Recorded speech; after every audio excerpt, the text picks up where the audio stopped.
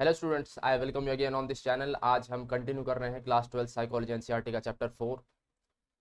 पिछले पार्ट में हम बेसिक्स कवर कर चुके थे। What are psychological disorders, why do they happen, अलग अलग अप्रोचेस, उन्हें कैसे कवर किया जाता है। आज हम शुरू करेंगे द एक्चुअल साइकोलॉजिकल डिसऑर्डर्स, जो मेजर साइकोलॉजिकल डिसऑर्डर्स आपको पढ़ने ज़रूरी हैं।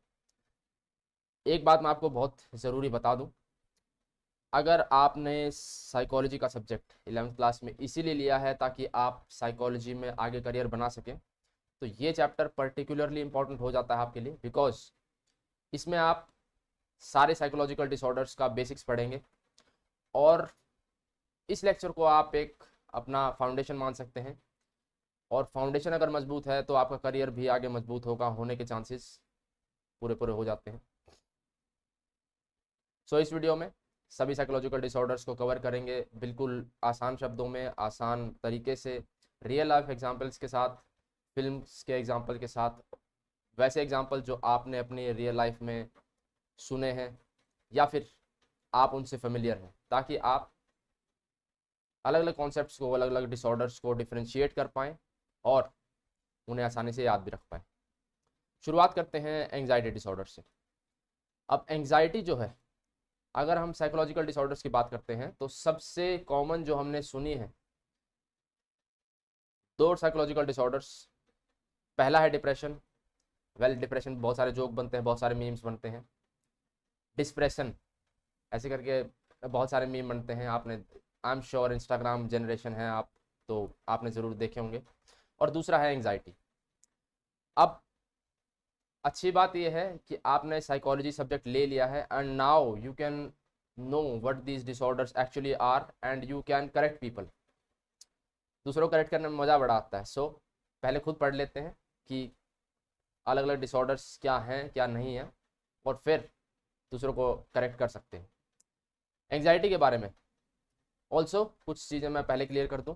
ये आपके एनसीईआरटी का ही कंसंट्रेशन है, ये पूरी के पूरे जो नोट्स हैं ये मैंने अपने हाथों से बनाए हैं और ये एनसीईआरटी को मैंने कंसंट्रेट कर दिया है। तो इसमें जितने भी टॉपिक्स हैं या जितने भी आपको हो सकता है वर्डिंग्स भी सेम लगे, कुछ मेरी अपनी है, कुछ एनसीईआरटी से उठाई गई है। सो अगर आपने ये नोट्स कवर कर लिए, ये लेक्चर कवर कर लिया है, तो आपको एनसीईआरटी जो है वो खोलने की ज़रूरत ही नहीं पड़ेगी।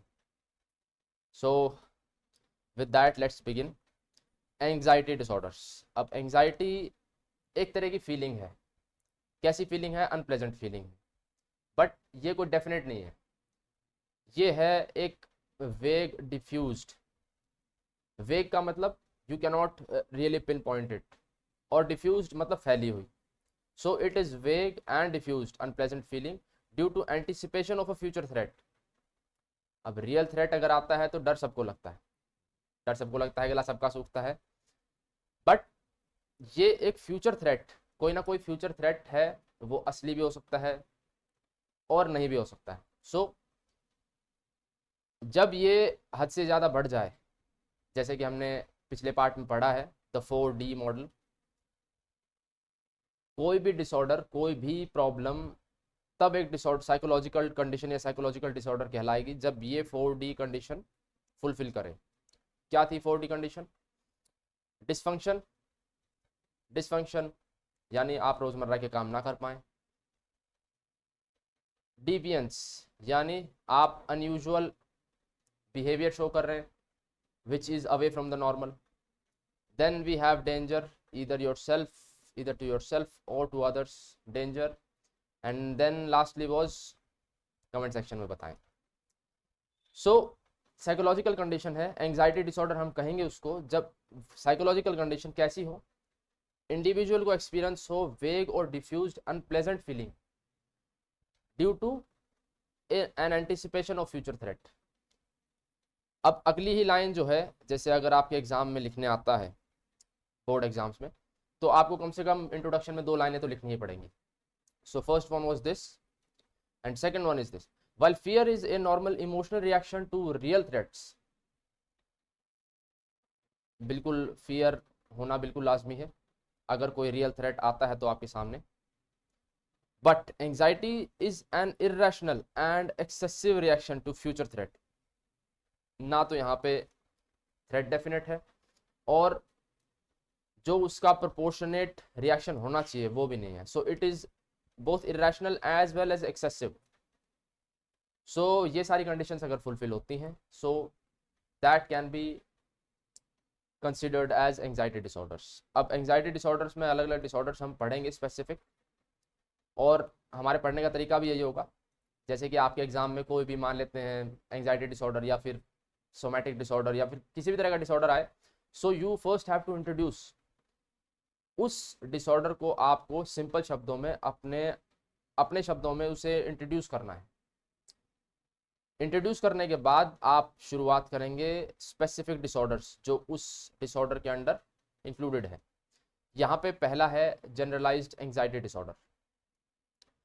अब नाम से ही क्लियर है, और बहुत सारी अच्छी बात इन डिसऑर्डर्स की ये है कि बहुत सारे डिसऑर्डर्स नाम से ही क्लियर हो जाएंगे. जैसे कि यहाँ पे जनरलाइज्ड है, मतलब यहाँ पे कुछ ना कुछ जो भी थ्रेट है जो पर्सन को फील हो रहा है वो और भी ज़्यादा वेग और भी ज़्यादा डिफ्यूज होगा. यहाँ पे प्रोलॉन्ग वेग एंड अनएक्सप्लेन्ड फियर होगा, और किसी पर्टिकुलर ऑब्जेक्ट या फिर किसी सिचुएशन से अटैच नहीं होगा. It will be generalised anxiety disorder. और इसके सिम्टम्स क्या होंगे? Person will be worrisome all the time. Apprehension, इसका भी मतलब वही होता है, it just means person is anticipating some threat to his own life or his own self.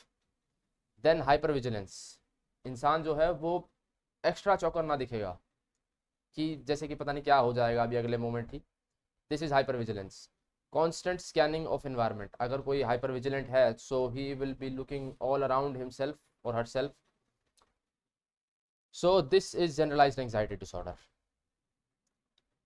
और जहाँ जहाँ भी मुझे मूवीज़ के एग्जांपल्स याद आते जाएंगे वहाँ वहाँ मैं आपको एग्जांपल्स देता चलूँगा. और अगर आप ये लेक्चर फॉलो कर रहे हैं तो मैं आपको भी रिकमेंड करूँगा कि आप ये नोट्स डाउनलोड करें. डाउनलोड करने के लिए साइकोलॉजी मार्गदर्शक नाम के टेलीग्राम चैनल पे आपको ये PDF फाइल मिलेगी, वहाँ से आप इसे डाउनलोड करें. गेट इट प्रिंटेड, अपने हाथ में इसे रखें इस लेक्चर के साथ या फिर कोई भी लेक्चर के साथ इसे फॉलो करें, बिकॉज ये NCERT से ही बने हैं. सो सभी लेक्चर्स पे अप्लाई होगा. इवन आप क्लास में लेके भी जा सकते हैं ये नोट्स. और जब आपके पास बने बनाए नोट्स होते हैं तो अच्छी बात ये होती है कि आप टीचर को सिर्फ सुन सकते हैं, आपको लिखने की ज़रूरत नहीं है, क्योंकि हर चीज़ यहाँ लिखी हुई है जो भी आपके एग्जाम में आने वाली है. Everything is written here, so you just have to listen.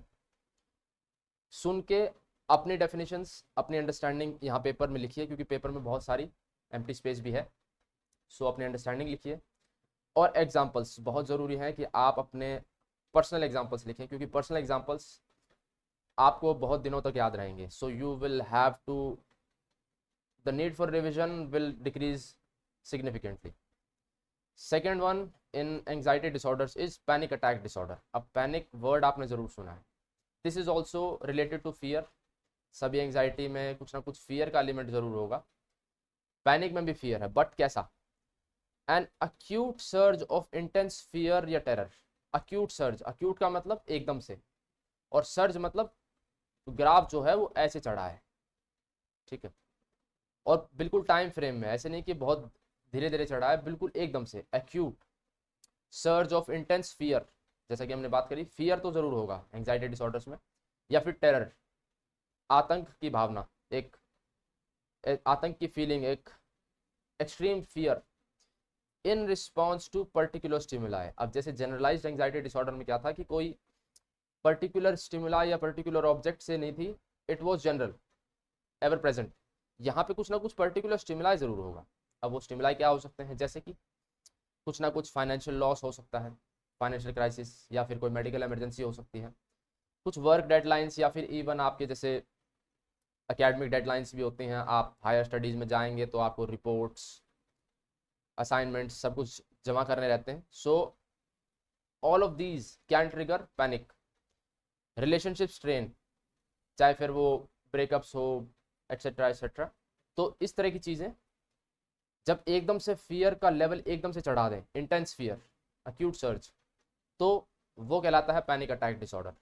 अब आप में से किसी ने वो टीवी सीरीज देखी है ब्रेकिंग बैड, तो ब्रेकिंग बैड में जब हैंक श्रेडर सीक्रेट डिस्कवर करता है।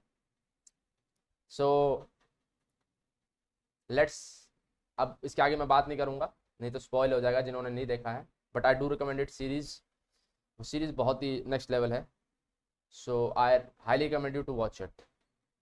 तो वैसे में जब एकदम से इंसान इतना बड़ा सीक्रेट डिस्कवर करता है तो उसे होता है एकदम से पैनिक अटैक, और वो सीन जो है बहुत ही बढ़िया पोर्ट्रेयल है। इफ़ पॉसिबल तो वो मैं आपके लिए इस वीडियो को एडिट करते हुए लगा दूंगा। सो this was about panic attack disorder.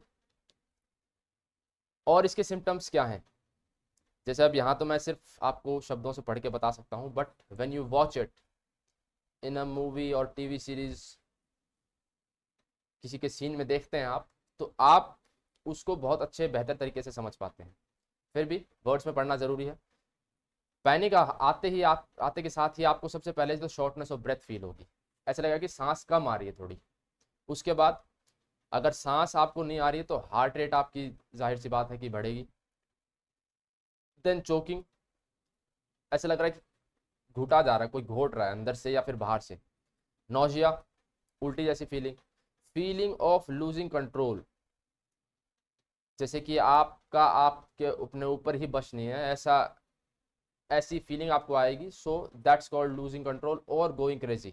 थोड़ा सा और लेमन लैंग्वेज में कहें तो खुद के ही बस से बाहर हो जाना चीज़ें। These are symptoms of panic attack disorder. Then we have specific phobias. ये भी बहुत कॉमनली आपने सुना होगा कि so and so person has phobia of water, heights, dogs, snakes. So specific phobias क्या है? इर्रेशनल फियर्स, जैसे कि मैंने कहा था एंजाइटी में कुछ ना कुछ फियर जरूर होगा, यहाँ पे है irrational fear related to possible encounter with specific object, people और सिचुएशन। अभी आपका एनकाउंटर हुआ नहीं है, अब जैसे आप हाइट पे चढ़े नहीं है, लेकिन आपको ऐसा लगता है कि हाइट पे मैं चढ़ गया, तो एक फियर आएगा बहुत भयंकर जो आपसे हैंडल नहीं होगा। So irrational fear related to possible encounter with specific objects, people, situations. अब इसमें 3 टाइप हो सकते हैं, जैसे कि specific phobias, aquaphobia of water, acrophobia comment section में बताएं, nyctophobia is of night, cynophobia is of dogs, glossophobia, और ये बहुत बड़ा फोबिया है। अगर मैं आपको, आप क्लास में बैठे हैं और एकदम से कहूँ कि लेट्स से आपका नाम रोहित है, so Rohit come on stage and explain to me what are anxiety disorders, तो जो रोहित को उस मोमेंट में फील होगा वो है glossophobia, which is fear of public speaking. So specific phobias अलग अलग आपको बहुत सारे इसकी लिस्ट मिलेगी पूरी, there are hundreds of phobias. Then we have agoraphobia.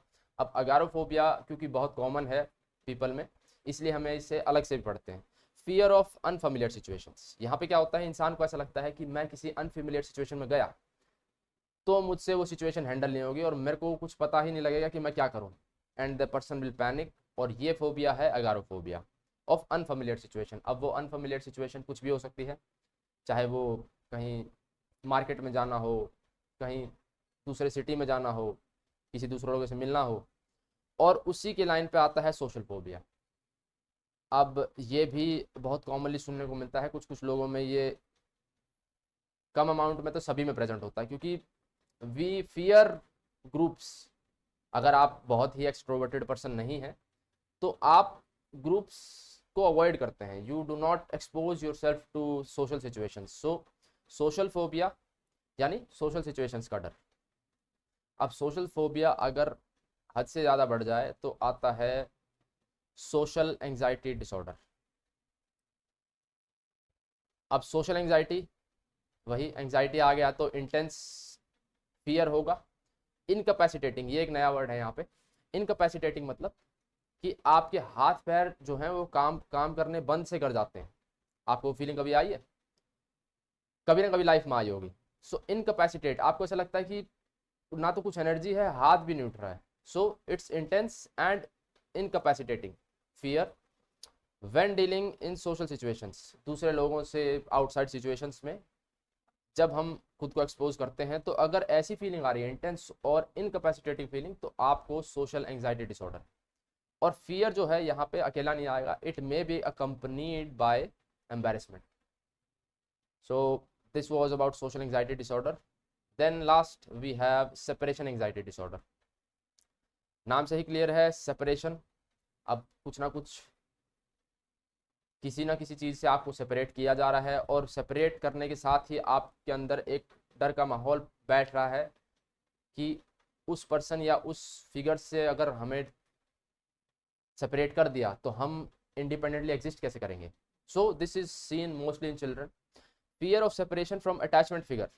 अब अटैचमेंट फिगर मोस्टली मदर होती है बच्चों के लिए, या फादर भी हो सकते हैं कुछ कुछ केसेस में। सो fear of separation which is developmentally inappropriate. अब जैसे अगर आप, बच्चा जो है 6 मंथ्स के बाद मदर को पहचानने लगता है and develops a bond with her. So 6 से लेकर 18 मंथ के बेबी को अगर आप मदर से सेपरेट करेंगे तो the baby will obviously cry, obviously, क्योंकि आप बेबी को उसके अटैचमेंट फिगर से सेपरेट कर रहे हैं। So this is normal, this is normal. But अगर 3 साल के बच्चे को, 3 ईयर ओल्ड को, अगर आप उसकी मदर से अलग करेंगे या उसके फादर से अलग करेंगे, तो अगर सेपरेशन, अगर एंजाइटी के सिम्टम्स दिखाता है, then it will be called developmentally inappropriate. क्योंकि 3 साल का बच्चा उससे जब बड़ा होता है, जैसे धीरे धीरे धीरे बड़ा होता है, the child learns to exist independently, थोड़ा थोड़ा थोड़ा थोड़ा करके। सो अगर नहीं कर पा रहा है, सो इसका मतलब क्या है कि इट इज़ डेवलपमेंटली इनअप्रोप्रिएट। और ये यहाँ पे बहुत ऑपरेटिंग फ्रेज है सेपरेशन एंग्जाइटी डिसऑर्डर में, क्योंकि अटैचमेंट फिगर से अगर बेबी को सेपरेट करेंगे तो वहाँ पे एंग्जाइटी दिखना बहुत ऑब्वियस है, बहुत ही नॉर्मल रिएक्शन है। बट अगर डेवलपमेंटली इनअप्रोप्रिएट शो हो रहा है तो that will be separation anxiety disorder.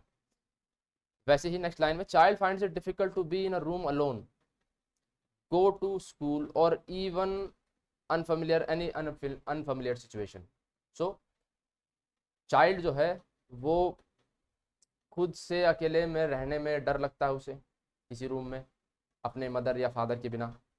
School जाते हुए बहुत ही रोता है, बहुत नेक्स्ट लेवल रोता है, जैसे कि मतलब बच्चे के अंदर इतना फियर है कि पता नहीं क्या हो जाएगा।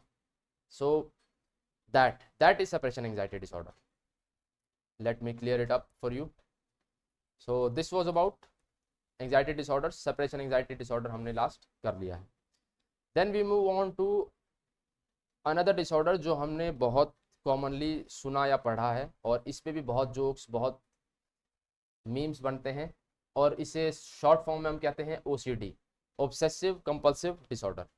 Obsessive compulsive and related disorder हम क्यों कहते हैं, क्योंकि इसमें बहुत सारे डिसऑर्डर आते हैं, बट OCD एक अम्ब्रेला टर्म है किस तरह की कंडीशंस या किस तरह के डिसऑर्डर्स के लिए। A psychological condition. अब जैसे ये तो स्टेपल लाइन है, जितने भी आपके आंसर्स, जैसे कि आप किसी भी डिसऑर्डर के बारे में एक सब्जेक्टिव आंसर लिख रहे हैं बोर्ड एग्जाम में, तो ये लाइन, ये फ्रेज तो आपको जरूर जी जोड़ना है। Psychological, it's a psychological condition, या फिर आगे भी हम पढ़ेंगे इट्स अ मेंटल कंडीशन, या फिर इस तरह के फ्रेज आपको जरूर जोड़ने हैं, चाहे आप कुछ भी लिख रहे हो। A psychological condition where an individual finds it difficult to control his preoccupation with specific ideas. कुछ ना कुछ आइडियाज ऐसे हैं इंडिविजुअल के दिमाग में जो वो खुद रोक पा नहीं रहा है, या फिर रोकना बहुत मुश्किल हो रहा है उसके लिए। प्रीऑक्यूपेशन मतलब माइंड में वो चलते ही जा रहे हैं। और अब क्योंकि हम OCD को इन जनरल डिफाइन कर रहे हैं, तो इसमें दोनों ऑब्सेशन और कंपल्शन दोनों के ही डेफिनेशन हम बता रहे हैं। ये है ऑब्सेशन का। देन और is unable to stop himself, unable to stop himself, रोक नहीं पा रहे हैं आपको खुद से, किस चीज से, कैरिंग आउट स्पेसिफिक टास्क। तो कुछ ना कुछ टास्क ऐसे हैं जो रिपीटेडली वो पर्सन करे जा रहे हैं। So this is introduction to OCD, normal introduction है बिल्कुल। इट्स अ साइकोलॉजिकल कंडीशन, बिल्कुल हम साइकोलॉजिकल डिसऑर्डर्स पढ़ रहे हैं तो साइकोलॉजिकल कंडीशन तो है ही। Where an individual finds it difficult to control his preoccupation with certain ideas, specific ideas, preoccupation with specific ideas, or is unable to stop himself from carrying out specific tasks. It invariably affects normal functioning of life. जैसे कि हमने पीछे भी बात करी, 4D condition अगर fulfil कर रहा है तभी वो डिसऑर्डर की कैटेगरी में डाला जाएगा, नहीं तो थोड़े बहुत साइकोलॉजिकल डिसऑर्डर्स, साइकोलॉजिकल कंडीशंस तो सबके साथ होती हैं, बट वो डिसऑर्डर में कैटेगराइज हम उसे तब तक नहीं करेंगे जब तक वो 4D कंडीशन को फुलफिल ना करें। आप जैसे खुद को भी अगर ऑब्जर्व करेंगे तो आप खुद भी पाएंगे कि आप कुछ चीज़ों को लेके बहुत ही अलग लेवल के ऑब्सेस्ड हैं। जैसे कि कुछ को, जैसे कॉलेज के दिनों में मेरे रूम में कोई, जैसे मुझे भी थोड़ा थोड़ा है, अगर आप शायद रिलेट करेंगे कि मेरे रूम में कोई आता था तो आई यूज टू प्रेफर कि वो पर्सन अपने जूते जो हैं या फिर चप्पल जो हैं वो साफ़ करके आएँ, निकाल के तो ना आए लेकिन कम से कम साफ़ करके आएँ। और इस तरह की बहुत सारी होती हैं। आप जैसा कि मैंने कहा, आप अपने एग्जांपल्स अगर इसमें ऐड करेंगे तो वो आपको बहुत, आपको रिवीजन, आपका रिवीजन टाइम बहुत कम हो जाएगा, क्योंकि आपको वो याद रहेंगे, आप वो भूलेंगे नहीं। और एग्जाम्पल्स से सबसे बढ़िया बात होती है खुद के एग्जाम्पल्स की, तो एक तो वो याद रहेंगे, दूसरा एग्जाम्पल से कोई चीज़ अगर आप याद करते हैं तो उसे आप, you can work it backwards. एक एग्जाम्पल है, जैसे हम पहले डेफिनेशन की, फिर उसका थोड़ा सा एक्सप्लेनेशन किया, उसकी इंपॉर्टेंस वाई, और फिर उसका एग्जाम्पल किया। सो ये तो सीरीज़ है नॉर्मल स्टूडेंट्स कैसे याद करते हैं। जीनियस स्टूडेंट्स क्या करते हैं, एग्जाम्पल अपने बनाते हैं, वो एग्जाम्पल स्टूडेंट कभी नहीं भूलता है। अब एग्जाम्पल से बैकवर्ड कैसे करेंगे कि इस एग्जाम्पल में क्या क्या सिम्टम्स दिखे थे, वो सिम्टम्स लिख देंगे और उससे डेफिनेशन बना देंगे। सो that's how toppers think and that's how toppers act. So I highly recommend you to add your own examples to these notes. बात करते हैं ऑब्सेसिव बिहेवियर की। अब हमने जनरली इंट्रोड्यूस कर दिया था टॉपिक को। ऑब्सेसिव बिहेवियर क्या है, रिकरेंट, बार बार अकर होने वाला, परसिस्टेंट, लगातार रहने वाला, ये बार बार आने वाला और लगातार रहने वाला लंबे टाइम तक। इंट्रूसिव, इंट्रूसिव ऐसा थॉट होता है जो थोड़ा सा इनअप्रोप्रिएट होता है और आपकी नॉर्मल लाइन ऑफ थिंकिंग को इंट्रूड कर रहा है। It's interrupting, it's intruding. And unwanted, आप चाहते नहीं है वो थॉट आए बट फिर भी आ रहा है। So recurrent, persistent, intrusive and unwanted thoughts about किस चीज़ के बारे में हो सकता है, जैसे कि कंटामिनेशन, कुछ ना कुछ, कि कुछ बीमारी ना आ जाए या फिर कुछ भी, या फिर जर्म्स, जर्म्स के बारे में है जैसे। और माइंड यू कि ये थॉट है, यहाँ पे थॉट है, यहाँ पे एक्शन नहीं है। सबसे बड़ा डिफरेंस ही ऑब्सेसिव और कंपल्सिव बिहेवियर के बीच में थॉट और एक्शन का है। ऑब्सेसिव जो है, ऑब्सेशन जो है वो आपके माइंड में रहेगा और कंपल्शन जो है वो आपके एक्ट्स में दिखेगा। सो कंटामिनेशन, जर्म्स, परफेक्शनिज्म, सेक्स, इन सब के जो थॉट्स हैं वो रिकर करेंगे, बार बार आएंगे और अनवांटेडली आएंगे। सो और भी बहुत तरह के थॉट्स होते हैं जो बार बार आते हैं लोगों को। सो दिस इज ऑब्सेसिव बिहेवियर। उसके बाद आते हैं हम कंपल्सिव बिहेवियर पे। रिपीटेडली कैरिंग आउट टास्क्स, कुछ ना कुछ टास्क कैरी आउट कर रहा होगा पर्सन, लाइक वॉशिंग हैंड्स। अब यहाँ पे आपको डिफरेंस पता लगा, यहाँ पे आप सिर्फ सोच रहे हैं कि कुछ ना कुछ कंटेमिनेशन हो रहा है या फिर जर्म्स आ गए। यहाँ पे आप, you are carrying out some task, जैसे कि आप बार बार हाथ धो रहे हैं, दिन में 20 बार हाथ धो रहे हैं। कुछ लोगों के हाथ, मतलब एक्सट्रीम कंडीशंस में इतना हो जाता है कि उनके हाथ छिल जाते हैं। एक्जिमा एक कंडीशन होती है, स्किन जब छिल जाती है ऊपर से, when it is rubbed too much. तो कोई पर्सन बार बार हाथ धोए जा रहा है तो हाथ छिल जाएंगे। सो ये भी होता है। So washing hands, then washing coins, और यहाँ तक कि नोट को भी धो देते हैं लोग। कुछ ऑब्सेसिव लोग होते हैं कि वो उसे पहले धोएंगे फिर उन सिक्कों को या फिर उन नोट्स को छुएंगे। Then checking doors and locks, बार बार एक पर्सन जाके डोर लॉक कर आया है लेकिन फिर उसके बाद भी दोबारा गया, फिर तीसरी बार भी गया है। सो इट्स अ साइन कि वो पर्सन जो है he can not let go, so he has to check it every once in a while या फिर repeatedly. So checking doors and locks. Then checking gas, जैसे कि जो आपकी कुकिंग गैस होती है, सो कहीं खुली तो नहीं छूट गई। अब एक दो बार चेक करना इज़ नॉर्मल, क्योंकि you have to make sure कि आप घर ना जला बैठे। बट कोई पर्सन बार बार चेक करे जा रहा है, so that is compulsive behaviour. Then silently counting numbers, कुछ ना कुछ आप गिनते जा रहे हैं। और ordering objects by shape and size, कुछ ना कुछ आपके, मान लेते हैं बुक्स, मान लेते हैं आपकी मम्मी ने ये से बुक सफाई करी और फिर ऐसे ऐसे करके जचा दी, ये बुक्स हैं बुक शेल्फ में, तो आप क्या करेंगे, इन्हें निकालेंगे और फिर इनको ऑर्डर वाइज जचाएंगे, ठीक है, ऐसे। So what are you doing, you are ordering objects by shape और size. So this was about compulsive behaviour. Obsessive और कंपल्सिव हम दोनों कर लिया है। Then we come to hoarding. Hoarding, अगर आपने वर्ड सुना होगा तो होर्ड करना मतलब कुछ ना कुछ जमा करना। आप कुछ ना कुछ जमा करते जा रहे हैं, अब वो क्या हो सकता है, कुछ भी हो सकता है। कोई भी ऑब्जेक्ट जो आप finding it difficult to discard, आपके यूज में नहीं है, it's no longer in use, and yet you are finding it difficult to discard the item. अब इसमें पुराने बिल्स हो सकते हैं या फिर पुराने डॉक्यूमेंट्स हो सकते हैं जो कि आपको पता है कि कभी यूज में नहीं आएगा। जैसे एक स्टैंड अप कॉमेडियन जोक भी करता है कि मेरी मम्मी ने मेरे 10th क्लास का एडमिट कार्ड अभी तक रखा हुआ है, बोलते कि पता नहीं कहाँ काम आ जाए।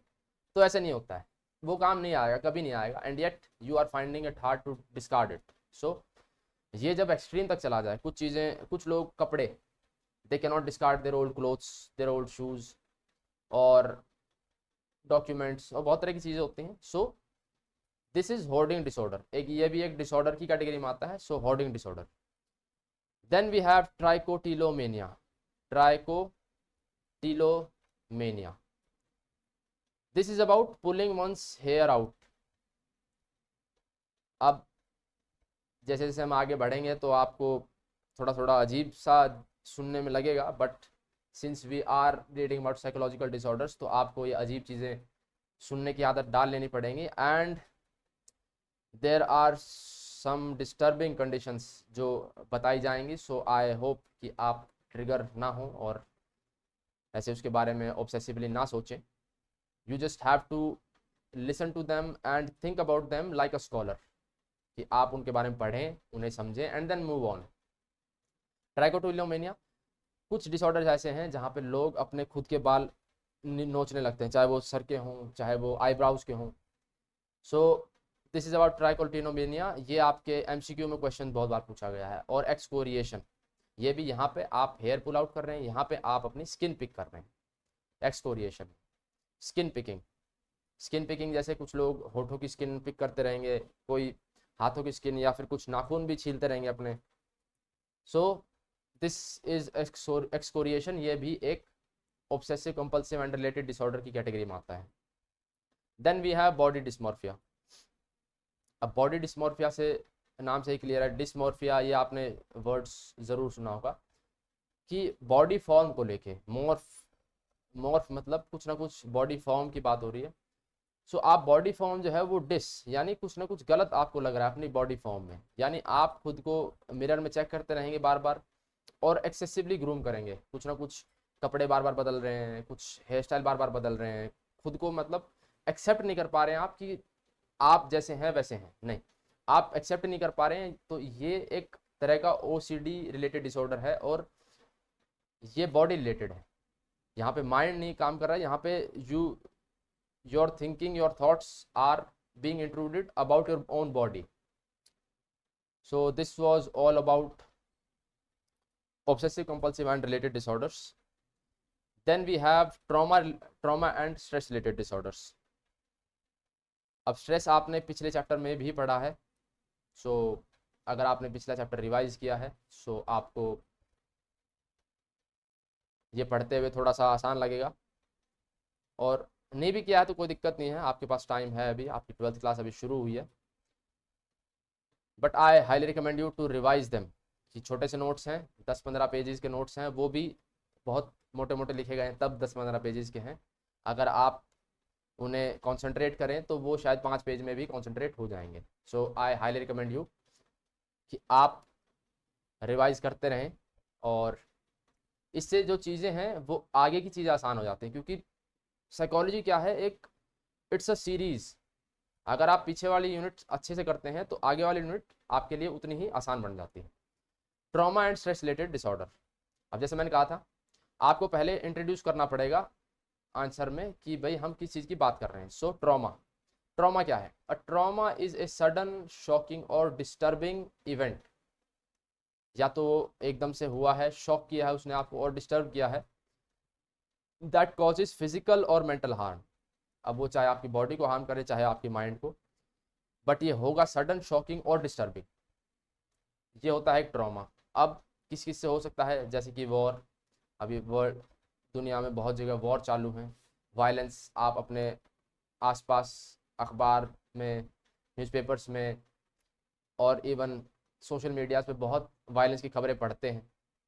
सो all of those events are what? They are traumas. War, violence, disaster, accidents. अगर आपका खुद का कभी एक्सीडेंट हुआ है, गॉड फॉरबिड ना हो तो, बट फिर भी अगर हुआ है तो आपको एक जो फीलिंग ऑफ शॉक और जो डिस्टर्ब फीलिंग जो आई थी वो एक ट्रॉमा है। सेक्सुअल असॉल्ट, ये सब जो है कैटेगरी में आते हैं किसकी में? ट्रॉमा की में। अब ट्रॉमा जो है आपको mental imagery of trauma, trauma की जो मेंटल इमेजरी है वो may cause emotional distress in the moment, तो करेगी ही करेगी, but which manifests in symptoms like flashbacks, बार बार याद बन के भी आती रहेगी ऐसी मेंटल इमेजरी उस ट्रॉमा की। देन फ्लैशबैक्स होता है जो जागते के साथ आते हैं, नाइटमेयर्स जो बुरे सपने सोते हुए आते हैं, रिग्रेशन। अब जैसे इसका बहुत बढ़िया एग्जांपल है, अगर आपको वर्ल्ड वॉर में थोड़ा सा भी इंटरेस्ट है तो वर्ल्ड वॉर में जितने भी सोल्जर्स थे, और क्योंकि वहाँ पे बहुत हैवी आर्टिलरी शेल्स गिराए जाते थे, दुश्मन सेनाएं एक दूसरे पे गिरा रही थी, सो शेल जब गिरते थे तो उतना, एक तो वो तेज आवाज़ बहुत करते थे, बहुत लाउड होते थे, दूसरा एक कॉमरेड दूसरे कॉमरेड को ऐसे बिखरते हुए देख रहा है, literally you can imagine, you can only imagine, we can only imagine कि वो साइट कैसी हो सकती है, कितनी कितनी ट्रोमेटिक वो साइट हो सकती है। सो जब इतना होते हुए देखता है तो इंसान खुद को पहले तो छुपाता है, अपने जो गड्ढे खोद के जो या फिर ट्रेंचेस में खुद को छुपाने की कोशिश करते थे। तो मान लेते हैं कि कोई पर्सन उस ट्रोमेटिक वॉर से गुजरा है और कोई लाउड साउंड हुई कहीं भी नेबरहुड में, कोई भी रीजन से हुई, टायर बर्स्ट हो गया कोई, मान लेते हैं, so the person will try to hide himself into the trench. इसको कहते हैं रिग्रेशन, कि पर्सन उस मोमेंट में चला गया कि वो अब खुद को छुपाने की कोशिश कर रहा है कि मेरे ऊपर शेल ना गिर जाए। So it's regression. Then impaired concentration, of course अगर बार बार मेंटल इमेजरी आपको परेशान कर रही है तो you can not concentrate. And emotional numbing, आपके इमोशंस जो हैं वो नम हो जाएंगे, क्योंकि बार बार कोई चीज़ आती रहे तो emotions of course they get numbed, क्योंकि ये भी एक सर्वाइवल मैकेनिज्म है। अगर बार बार उतना ही इमोशनल रिएक्शन आता रहे तो जीना बिल्कुल ही मुश्किल हो जाएगा। सो इमोशनली जो है इंसान नम हो जाता है। देन इसके अब specific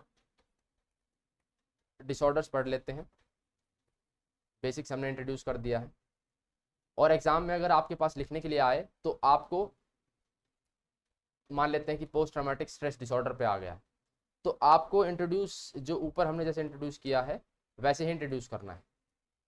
alright, so do not gate confused कि हमने पोस्ट ट्रॉमेटिक स्ट्रेस डिसऑर्डर में पूरा लंबा लंबा आंसर क्यों नहीं लिखा है, क्योंकि ऊपर से ही आपको कंटेंट उठाना है और इसके अंदर लिख देना। So post traumatic stress disorder, ये जिसकी मैं बात कर रहा था, सोल्जर्स को जो ज़्यादातर होता है, और वायलेंस के विक्टिम्स को, स्पेशली सेक्सुअल असॉल्ट के विक्टिम्स को, जो एक ट्रॉमा जो है वो माइंड में चलता रहता है, that is post traumatic stress disorder. अब सिम्टम जो हमने अभी डिस्कस किए, और ये अगर मोर देन अ मंथ चलें तो पीटीएसडी, इसका शॉर्ट फॉर्म पीटीएसडी है, तो उस पर्सन को पीटीएसडी होगा अगर मोर देन मंथ चले।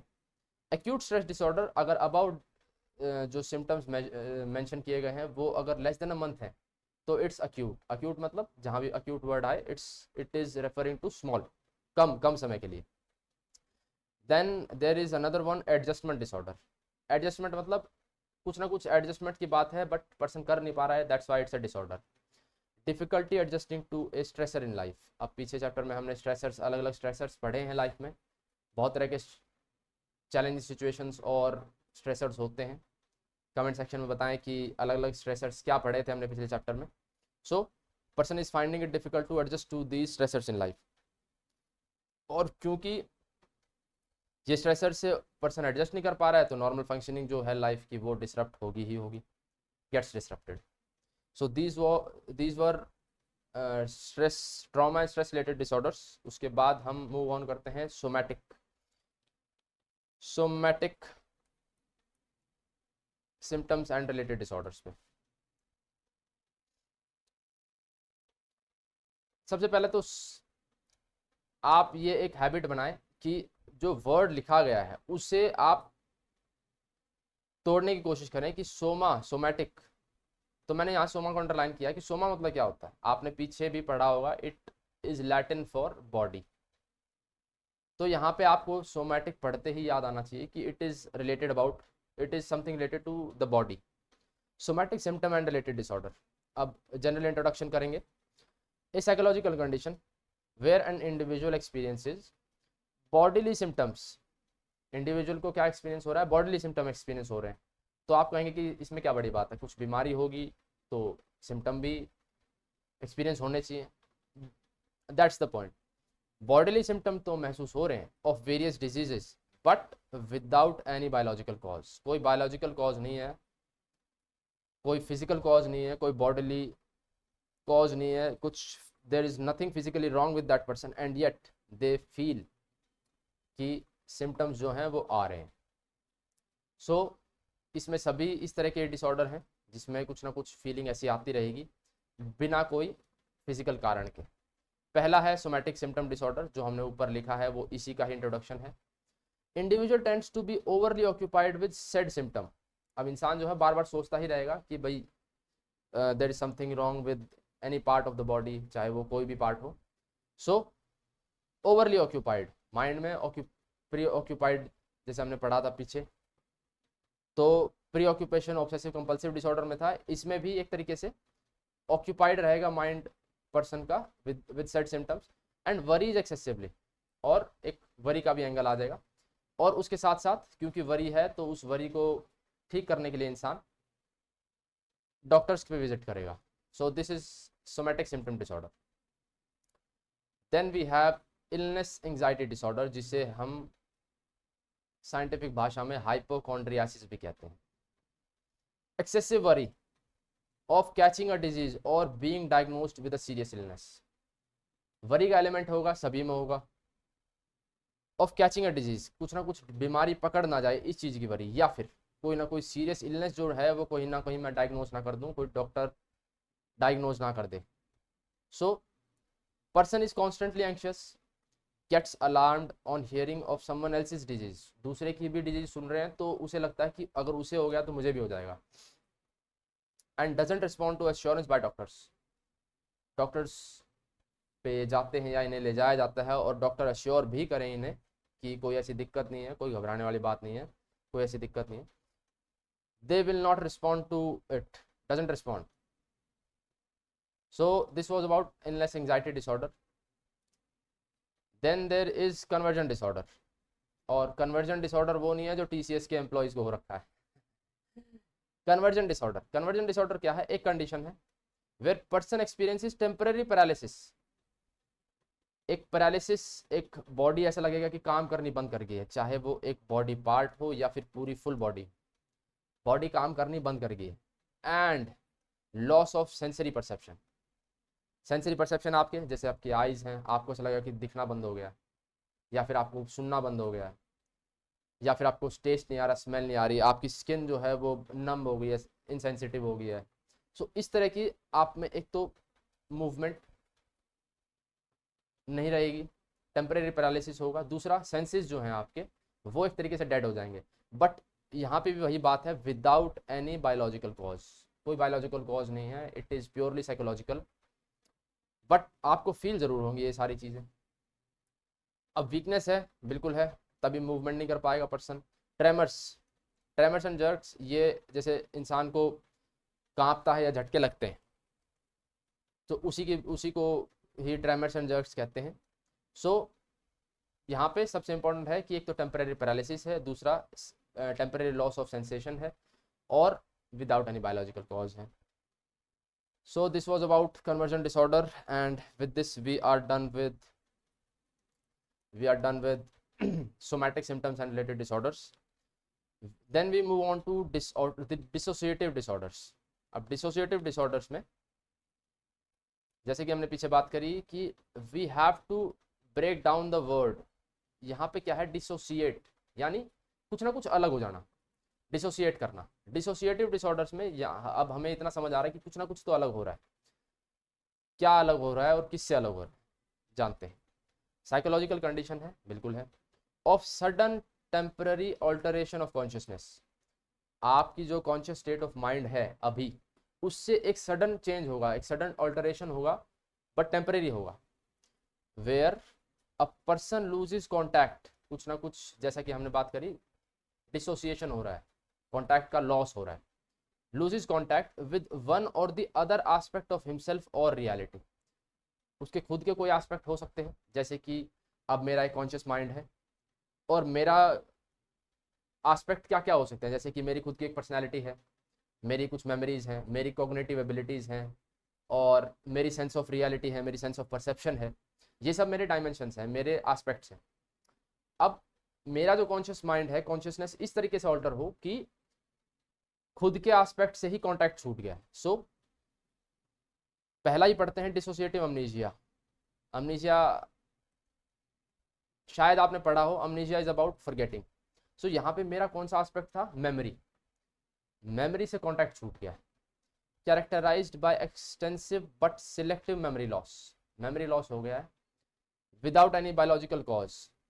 यहाँ पे कोई चोट नहीं लगी है, कोई कुछ नहीं हुआ है, बट मेमोरी लॉस हो गया है टेम्परेरीली. अब वो कितना टेम्परेरी होता है वो इंसान पे डिपेंड करता है. यहाँ पे इंसान can not recall people, can not recall places और इवेंट्स. सो यहाँ पे जो है टेम्परेरीली जो इंसान भूल गया है. अब डिसोसिएटिव फ्यूग भी इसी के अंडर एक सब टॉपिक है, डिसोसिएटिव अमनीशिया के अंडर. इसको फ्यूग पढ़ते हैं, फ्यूग. डिसोसिएटिव फ्यूग में क्या है, amnesia goes to such an extent. अब एमनीशिया कुछ माइल्ड होता है, कुछ इतना हैवी चला जाता है that person travels far from home, इंसान दूर चला गया घर से. अज्यूम्स अ न्यू आइडेंटिटी, अब क्योंकि वो पुरानी आइडेंटिटी भूल चुका है तो ही has to assume some new identity and then starts a new life. So this is dissociative fugue. Then we have dissociative identity disorder, और इसे हम मल्टीपल पर्सनालिटी या फिर स्प्लिट पर्सनालिटी डिसऑर्डर के नाम से भी जानते हैं. अब स्प्लिट पर्सनालिटी डिसऑर्डर जो है ये एक लेमैन टर्म है, ये साइंटिफिक टर्म नहीं है. इसकी साइंटिफिक टर्म क्या है, डिसोसिएटिव आइडेंटिटी डिसऑर्डर. अब जैसे हमने बात करी थी कि मेरे कोई ना कोई एस्पेक्ट से मेरा कॉन्टैक्ट छूट जाएगा, तो ऊपर वाले में हमारा मेमोरी से कॉन्टैक्ट छूटा, यहाँ पे हमारा कॉन्टैक्ट छूट जाएगा अपनी ही पर्सनैलिटी के साथ, और कोई और पर्सनैलिटी आ जाएगी. और इसका एक बहुत फेमस और बहुत ही कॉमन एग्जांपल, और आपको पक्का आपने ये मूवी देखी होगी अपरिचित, इफ़ यू रिमेंबर इट. तो उसमें जो पर्सन दूसरी आइडेंटिटी अज्यूम कर लेता है, दैट इज डिसोसिएटिव आइडेंटिटी, कि खुद की आइडेंटिटी खुद की पर्सनैलिटी से ही डिटैच हो गया वो. Person assumes alternate personality without one personality being aware of the other. अब जैसे आई डोंट रिमेंबर उसका नाम क्या होता है, बट जब उससे पूछते कि तुमने किया, तो उसे वो इतना भोला बनता है कि भाई मैंने नहीं किया. और उसका भोला बनना सही भी होता है, क्योंकि one personality is often times not in contact और not in awareness of the other personality. So ये है dissociative personality disorder. Then another है डीपर्सनलाइजेशन या फिर डीरियलाइजेशन डिसऑर्डर. इसमें क्या होता है, involves a dream like state. अब हमारी कॉन्शियसनेस जो है अब वो एक ड्रीम लाइक स्टेट में जा रही है, where a person experiences himself as separate from his own body mind complex. जैसे हमने बात करी थी कि कुछ ना कुछ हमारे ही एस्पेक्ट से हम खुद को अलग मानेंगे, तो यहाँ पे खुद के बॉडी माइंड कॉम्प्लेक्स जो है, हम जो खुद को मानते हैं कि I am a combination of the body and the mind, तो इस body mind complex as well as reality से ही खुद को अलग मानने लगे, हिमसेल्फ एज सेपरेट, खुद को अलग मानने लगे इस सब चीज़ों से. तो इसे हम कहते हैं डीपर्सनलाइजेशन या फिर डीरियलाइजेशन. अभी समय रैना ने जो शो किया था स्टिल अलाइव, तो उसमें कहता है कि जब उसे ऐसा, जब उसका बहुत बुरा टाइम होता है, उसने उसमें बताया भी है कि हर कोई पीछे पड़ गया था और it was the absolute worst time of his life. और उसमें वो कहता है कि भाई क्या करूँ, कुछ समझ नहीं आ रहा है। वो उसने बोलता कि मैं छू के देख रहा हूँ चीज़ें कि भाई ये रियलिटी है भी कि नहीं है। सो अब समय रैना का जो रिएक्शन था दैट वाज वेल अंडरस्टैंडेबल, क्योंकि किसी इंसान के ऊपर इतनी मुसीबत आ जाए तो बिल्कुल वैसा रिएक्शन हो सकता है, but this is without any reason. अब ये जो रिएक्शन है इसको हम डिसऑर्डर तब कहेंगे जब ये बिना कोई रीज़न आए और इंसान इसी में ही स्टक हो जाए। It is a fundamental change in self perception. अब जैसे मैं खुद को परसीव करता हूँ ना, परसेप्शन, उसमें एक फंडामेंटल चेंज हो गया है और यही है डीपर्सनलाइजेशन या फिर डीरियलाइजेशन। एक फंडामेंटल चेंज हो गया कॉन्शियसनेस में, सेल्फ परसेप्शन में। सो this was all about dissociative disorders. अलग अलग तरह के डिसोसिएटिव डिसऑर्डर्स हमने पढ़ लिए हैं। Now we come to the most famous most common disorder जिसका नाम है मूड डिसऑर्डर्स। अब मूड डिसऑर्डर आपके एनसीईआरटी में नाम ये नहीं दिया गया है, बट मैंने आपकी एक्स्ट्रा जानकारी के लिए और एक इस चैप्टर को सिंप्लीफाई करने के लिए ये एक्स्ट्रा दे दिया है, इसलिए मैंने बॉक्स में बनाया है। मूड डिसऑर्डर यानी इमोशन से रिलेटेड कुछ ना कुछ डिसऑर्डर हैं और इसको हमने दो में बांटा है। एक है यूनिपोलर जो कि है डिप्रेशन, जिसमें एक ही पोल है, और दूसरा है बाइपोलर जिसमें डिप्रेशन और मेनिया दोनों है। सो आपको याद बस इतना रखना है कि ये मूड डिसऑर्डर के पार्ट हैं और एक यूनिपोलर दूसरा बाइपोलर। यूनिपोलर में आ जाएगा डिप्रेशन, डिप्रेसिव डिसऑर्डर। अब आते हैं जो जहाँ पे एनसीईआरटी में कवर्ड है, एनसीईआरटी में कंटिन्यू किया गया है। Most prevalent and recognized disorder, बिल्कुल हमने बात की कि चैप्टर की शुरुआत में ही हमने बात की थी कि हम सबसे ज़्यादा क्या जानते हैं, डिप्रेशन। और प्रिवेलेंट, सबसे ज़्यादा जो दुनिया सफ़र कर रही है अभी इस टाइम पे किसी कोई साइकोलॉजिकल डिसऑर्डर है तो वो है डिप्रेशन। दूसरे नंबर पे आता है एंग्जाइटी, और उसके बाद फिर बाकी जो डिसऑर्डर्स है वो रेयर होते चले जाते हैं। So this is the most common. और अभी जब हम इसके फैक्टर्स पढ़ेंगे, अंडरलाइन कॉजेज पढ़ेंगे, तो आपको समझ आएगा कि ये इतना कॉमन क्यों है। Characterized by a period of depressed या सैड मूड, डिप्रेस्ड या फिर सैड मूड है, and a feeling of meaninglessness. अब आपको, जिस पर्सन को भी डिप्रेशन फील हो रहा है तो उसको एक सेंस ऑफ मीनिंगलेसनेस इस दुनिया में ज़रूर नज़र आएगी कि what is the point of it all. ऐसे सवाल इंसान ज़रूर पूछता है डिप्रेशन में जो होता है। सो पीरियड ऑफ डिप्रेस्ड या फिर सैड मूड तो है ही, साथ में feeling of meaninglessness. So depressive disorders को हम इंट्रोड्यूस कर रहे हैं अभी। और इसके सिम्टम्स, बाकी सिम्टम्स क्या होंगे? एक तो tiredness, you will not feel the energy to move around, even to talk, क्योंकि बोलने में भी एनर्जी लगती है, वो एनर्जी भी फील नहीं होगी आपको, आप टायर्ड महसूस करेंगे, एग्जॉस्टेड महसूस करेंगे। स्लीप प्रॉब्लम्स होंगी आपको, बिल्कुल होंगी, क्योंकि स्लीप, अगर आपके माइंड में कुछ ना कुछ चलता जा रहा है, कुछ ना कुछ आप खुद से कंफर्टेबल नहीं है, कुछ ना कुछ सैड मूड है, इमोशंस जो हैं वो सही से रेगुलेटेड नहीं है, तो स्लीप प्रॉब्लम्स होना बिल्कुल एक ऑब्वियस बात है। देन क्लाउडेड थिंकिंग, यस बिल्कुल, थिंकिंग जो है वो अफेक्ट होती ही होती है। Thoughts of death and suicide, जब एक्सट्रीम केसेस में जब इंसान इतना हेल्पलेस फील करने लगे, इतना मीनिंगलेसनेस फील करने लगे, तो डेथ और सुइसाइड के जो थॉट्स हैं उसके दिमाग में आते ही आते हैं। देन पर्सन में ऑल्सो फील गिल्ट और रिग्रेट, कुछ ना कुछ गिल्ट और कुछ ना कुछ रिग्रेट। गिल्ट मतलब जो उसने किया उसके बारे में कि ये नहीं करना चाहिए था, और रिग्रेट वो जो वो नहीं कर पाया। ये है डिफरेंस दोनों के बीच में। सो कुछ ना कुछ गिल्ट और रिग्रेट भी महसूस होगा for certain acts which produces a feeling of worthlessness या फिर इन्फीरियोरिटी।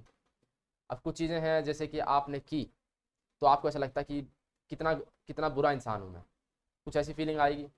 या फिर आपको कुछ ना कुछ रिग्रेट होगा कि वो चीज़ें मुझे उस टाइम पे कर देनी चाहिए थी, तो वर्थलेसनेस और इन्फीरियोरिटी की फीलिंग भी आ सकती है। So all of these feelings, these symptoms are of depression. अच्छा, अब हम बात करते हैं कि ये इतना कॉमन क्यों। अब फैक्टर्स पढ़िएगा। फैक्टर्स या अंडरलाइन कॉजेज क्या है? एक तो जेनेटिक मेकअप कि कुछ ना कुछ एक आपका जेनेटिक मेकअप होता है, जिससे जैसे कि हमने पर्सनालिटी के चैप्टर में भी पढ़ा था, किसी भी पर्सन की ओवरऑल पर्सनालिटी जो है वो कैसे डिसाइड होती है? एक तो जो वो लेके पैदा होता है, जो उसके डीएनए में एनकोडेड है, और दूसरा उसका एनवायरनमेंट। सो यहाँ पे वही उसी डीएनए में एनकोडेड जो चीज़ें हैं उसकी बात हो रही है कि अगर उसके डीएनए में एनकोडेड है एक डिप्रेशन के जीन्स, या फिर जीन्स भी नहीं कहेंगे, एक फैक्टर्स हैं, तो चांसेस हैं कि डिप्रेशन में वो पर्सन जल्दी जाए। Events of loss like financial crisis, business loss, बिल्कुल हो सकता है। जैसे कि अगर आपको इकोनॉमिक्स में थोड़ा बहुत इंटरेस्ट है तो 2008 के फाइनेंशियल क्राइसिस में बहुत सारे जो इन्वेस्टमेंट बैंकर्स थे उन्होंने अपने ऊंची ऊंची बिल्डिंगों के छत से कूद के सुसाइड कर लिया। क्यों? क्योंकि जितना बड़ा लॉस उन्हें हुआ था वो उससे रिकवर वो पूरी ज़िंदगी नहीं हो पाते। So financial crisis, then relationship problems like breakup, divorce, उसके अलावा डेथ ऑफ लव्ड वंस, उसके अलावा लैक ऑफ सोशल सपोर्ट या फिर इवन फैमिलियल सपोर्ट। सो सोशल सपोर्ट और फैमिलियल सपोर्ट जो है, इसका जो लैक सबसे ज़्यादा फीमेल्स को फील होता है। और इसके भी बहुत सारे कारण हैं, पेट्रियार्की है, बहुत सारे कारण हैं, बट सबसे बड़ा कारण है कि फीमेल्स जो हैं हमारे इंडियन सोसाइटी में जनरली एक तो सेकंड क्लास सिटीजन की तरह ट्रीट की जाती हैं। हालांकि चीज़ें अब बदल रही हैं, बट जैसा कि उन्हें ट्रीट करते आए हैं society as a whole, so they are firstly considered second class citizens. दूसरा, they are expected to make sacrifices at the expense of their own comfort, their own ambitions, कि मतलब वो खुद कुछ नहीं है, they have to make sacrifices for others. So तो females को फिर एक पॉइंट के बाद लगने लगता है दैट वो अपने आप में एक इंडिपेंडेंट एंटिटी नहीं है, they feel a lack of social and familial support. So अब आपको समझ में आ रहा होगा कि how this can lead to depression. और ये सब फैक्टर्स हमने अंडरलाइन कॉजेज डिस्कस कर लिए हैं। और यही नेक्स्ट बात ये कह रहा है, females are more at risk in adolescent and early adulthood, while males are more at risk of depression in the middle ages, not middle ages, middle age. So this was about depression, unipolar. अब दूसरे पे आते हैं हम bipolar पे। Bipolar मतलब एक तो डिप्रेशन होगा, एक पोल क्या है डिप्रेशन, दूसरा pole mania, characterised by extreme moods alternating between depression, पीछे हम पढ़ लिया depressive mood, and mania. Mania आपने पहली बार पढ़ा है, और मेनिया इतना आप कॉमन है नहीं और आप ना ही सुनते हैं, तो आज पढ़ लेते हैं। सिम्टम्स ऑफ मेनिया क्या है? एबनॉर्मली एलिवेटेड मूड, एक तो यूफोरिया जैसा फील होगा इंसान को। अब आपको लग रहा होगा कि अगर मूड एलिवेटेड है तो उसमें दिक्कत क्या है? वेल अगर खुशी भी हद से ज़्यादा बढ़ जाए तो वो एक बीमारी का ही रूप ले लेती है। सो अगर एलिवेटेड मूड तो ठीक है, एबनॉर्मली एलिवेटेड मूड होगा तो देखते क्या क्या होगा। Feelings of unusually high confidence, अब ज़रूरत से ज़्यादा कॉन्फिडेंस जब पर्सन को हो जाता है, जैसे कि मेरे को मेरी ड्राइविंग स्किल्स में कॉन्फिडेंस है तो आई विल ड्राइव वेल। अगर ओवर कॉन्फिडेंस है, एक unusually high sense of confidence है मुझे अपने ड्राइविंग पे, तो मैं करूँगा रैश ड्राइविंग, और रैश ड्राइविंग जब करूँगा तो वेल चांसेस हैं एक्सीडेंट होने के। अच्छा, unusually high confidence, high power और हाई इनविंसिबिलिटी जैसी फीलिंग आएगी कि भाई मुझे क्या होगा, आई एम इन अनडिस्ट्रक्टेबल, कि मुझे कोई हर्ट नहीं कर सकता, कोई कुछ नहीं बिगाड़ सकता। ऐसी जब फीलिंग्स आने लगे इंसान को, तो वो इंसान को बहुत वल्नरेबल बना देती हैं to all kinds of harms. उसके बाद ग्रैंडियोसिटी की फीलिंग आने लगती है इंसान को, हाई एनर्जी एंड एक्टिविटी, उसके बाद एंडलेस टॉकिंग और अनसेफ ड्राइविंग। ऐसी बहुत सारी चीज़ें हैं जो इंसान एबनॉर्मली जब एलिवेटेड मूड होगा तो इंसान ये सब करेगा, और ये सब जब करेगा तो इंसान खुद को और दूसरों को खतरा बिल्कुल बन जाएगा। तो अब आपको समझ में आ रहा होगा एक्सट्रीम मूड्स कैसे हैं। एक पोल है डिप्रेशन का जिसमें मूड बिल्कुल ही डाउन है, डिप्रेस्ड मूड, सैड मूड, दूसरा है मेनिया यानी एबनॉर्मली एलिवेटेड मूड। अब इसके टाइप्स जो हैं वो हमें डिटेल में नहीं करने हैं, आपके एनसीईआरटी में बस सिंपल वर्ड्स देके छोड़ दिए गए हैं। One is bipolar 1, bipolar 2 and then there is cyclothymic disorder. So this was all about bipolar and related disorders, और इसी के साथ हमने मूड डिसऑर्डर जो है वो फिनिश कर लिया है। Then we come to suicide का आपके टॉपिक दिया गया है एनसीईआरटी में, क्योंकि डिप्रेशन जो है it leads to thoughts of suicide and then sometimes actual suicide. So इसलिए इसे भी पढ़ना ज़रूरी है। और क्योंकि आप अभी अपने स्टूडेंट लाइफ में हैं, और स्टूडेंट लाइफ में जो है इंसान के ऊपर प्रेशर तो बहुत सारे होते हैं, बट आप पे वो पहली बार पढ़े हैं वो प्रेशर। अब जैसे कोई आपके जैसे पेरेंट्स हैं, वो उस प्रेशर से होके गुजर चुके हैं बहुत बार। सो हमें ज़्यादा टेंशन नहीं होती अगर पेरेंट्स के ऊपर कुछ मुसीबत आई है, तो वी नो कि वो हैंडल कर लेंगे। बट बच्चों पे अगर पड़ती है, और अलग अलग तरीके की हो सकती हैं। सबसे पहला तो एग्ज़ाम की टेंशन ही होती है, जैसे कि हम सुनते आए हैं नीट और जेईई का इतना ज़्यादा प्रेशर होता है बच्चों पे कि अगर वो फेल हो जाते हैं या फिर एग्ज़ाम अच्छा नहीं हुआ और उन्हें पता है कि भाई इस बार रैंक नहीं आएगी, so they take the ultimate fatal step, और इसे प्रिवेंट करना बहुत ज़रूरी है। तो इसलिए आपके इंट्रोड्यूस ये किया गया है टॉपिक। और जैसा मैंने कहा था कि कुछ चीज़ें ऐसी होंगी जो ट्रिगरिंग हो सकती हैं, और अगर आपने किसी फ्रेंड या फिर क्लोज वन को इस तरीके से खोया है, सो you will understand it at even a deeper level. So suicidal behaviour जो है इंडिकेट्स डिफ़िकल्टीज इन प्रॉब्लम सॉल्विंग। अब इंसान के ऊपर कुछ ऐसी प्रॉब्लम आ गई है जो वो सॉल्व कर ही नहीं पा रहा है, कुछ ऐसा स्ट्रेस आ गया है जो वो मैनेज नहीं हो पा रहा है। और इमोशनल एक्सप्रेशन, कुछ ना कुछ अंदर इमोशन तो है बट वो एक्सप्रेस नहीं कर पा रहे हैं, चाहे वो खुद की दिक्कत हो सेल्फ, चाहे वो उनकी पर्सनैलिटी ऐसी है, जैसे कि पर्सनैलिटी के चैप्टर में हमने पढ़ा था कुछ लोग दे सप्रेस देयर इमोशन। एक्स्ट्रावर्जन में जो लोग होते हैं, इंट्रोवर्टेड लोग, और वो कम ही वो कर पाते हैं, या तो खुद की दिक्कत है कि वो शेयर नहीं कर पा रहे इमोशन, या फिर उनके पास सोशल सपोर्ट नहीं है। सोशल सपोर्ट नहीं है तो दे क्लोज फ्रेंड ग्रुप नहीं है तो they will not be able to express their emotions. So suicidal behaviour इन सब का इंडिकेटिव फैक्टर्स जो हमने डिप्रेशन में सब चेक किया: financial loss, death of a loved one, relationship problems, divorce, breakups, exam tensions, career tension, सब तरीके की जो चीज़ें हैं they can lead to suicidal behaviour. अब इसके साइंस क्या हो सकते हैं, यहाँ पे ये ज़रूरी है आपको बहुत पढ़ना, बहुत ध्यान से। क्यों? क्योंकि अगर आप इसे पढ़ें और अगर आप ये चीज़ नोटिस कर पाएँ अपने आसपास, तो आपको तुरंत एक अवेयर हो जाना है, अलर्ट हो जाना है that something is wrong with the person. Striking change in behaviour, attendance या फिर पार्टिसिपेशन। नॉर्मली जैसे कि कोई पर्सन था, वो क्लास में डिसेंटली एक्टिव था, बट लेटली वो पर्सन बिल्कुल ही एक तरीके से शांत सा हो गया है। ऐसा लगता है कि उसके माइंड में कुछ बहुत बड़ा तूफान, बहुत स्टॉर्म चल रहा है कुछ। तो स्ट्राइकिंग चेंज, बिल्कुल से एकदम से पर्सनैलिटी वो हो गई। या फिर अटेंडेंस, कहीं ना कहीं स्कूल अटेंडेंस या फिर ट्यूशन अटेंडेंस नहीं अटेंड कर रहे हैं। दूसरा, losing interest in common activities, जो पहले इंटरेस्ट लेके इंसान किया करता था तो अब उन्हें उसमें इंटरेस्ट नहीं आ रहा है। डिक्लाइनिंग ग्रेड्स, बिल्कुल अब अगर if they lose interest in things तो ग्रेड्स डिक्लाइन करेंगे, और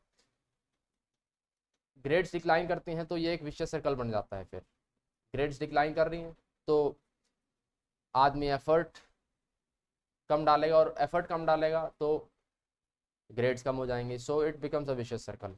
उसके बाद मिसबिहेवियर इन क्लास, तो जो पर्सन है वो एक्ट आउट कर सकते हैं क्लास में, कुछ भी उनका पर्सनल लाइफ में कुछ भी मैटर चल रहा है या फिर इवन साइकोलॉजिकल लेवल पे कुछ चल रहा है तो एक्ट आउट करेंगे, मिसबिहेव करेंगे क्लास में। मिस्टीरियस और रिपीटेड एब्सेंस, जैसे कि हमने यहाँ पे अटेंडेंस की बात करी, और फिर smoking, drinking and other substance abuse. Teenage में आके स्टूडेंट्स जो हैं वो इन चीज़ों पे ट्राई करते हैं, ज़रूर करते हैं, बट अगर कोई इसे अब्यूज़ करने लगे, so you have to become very aware of it.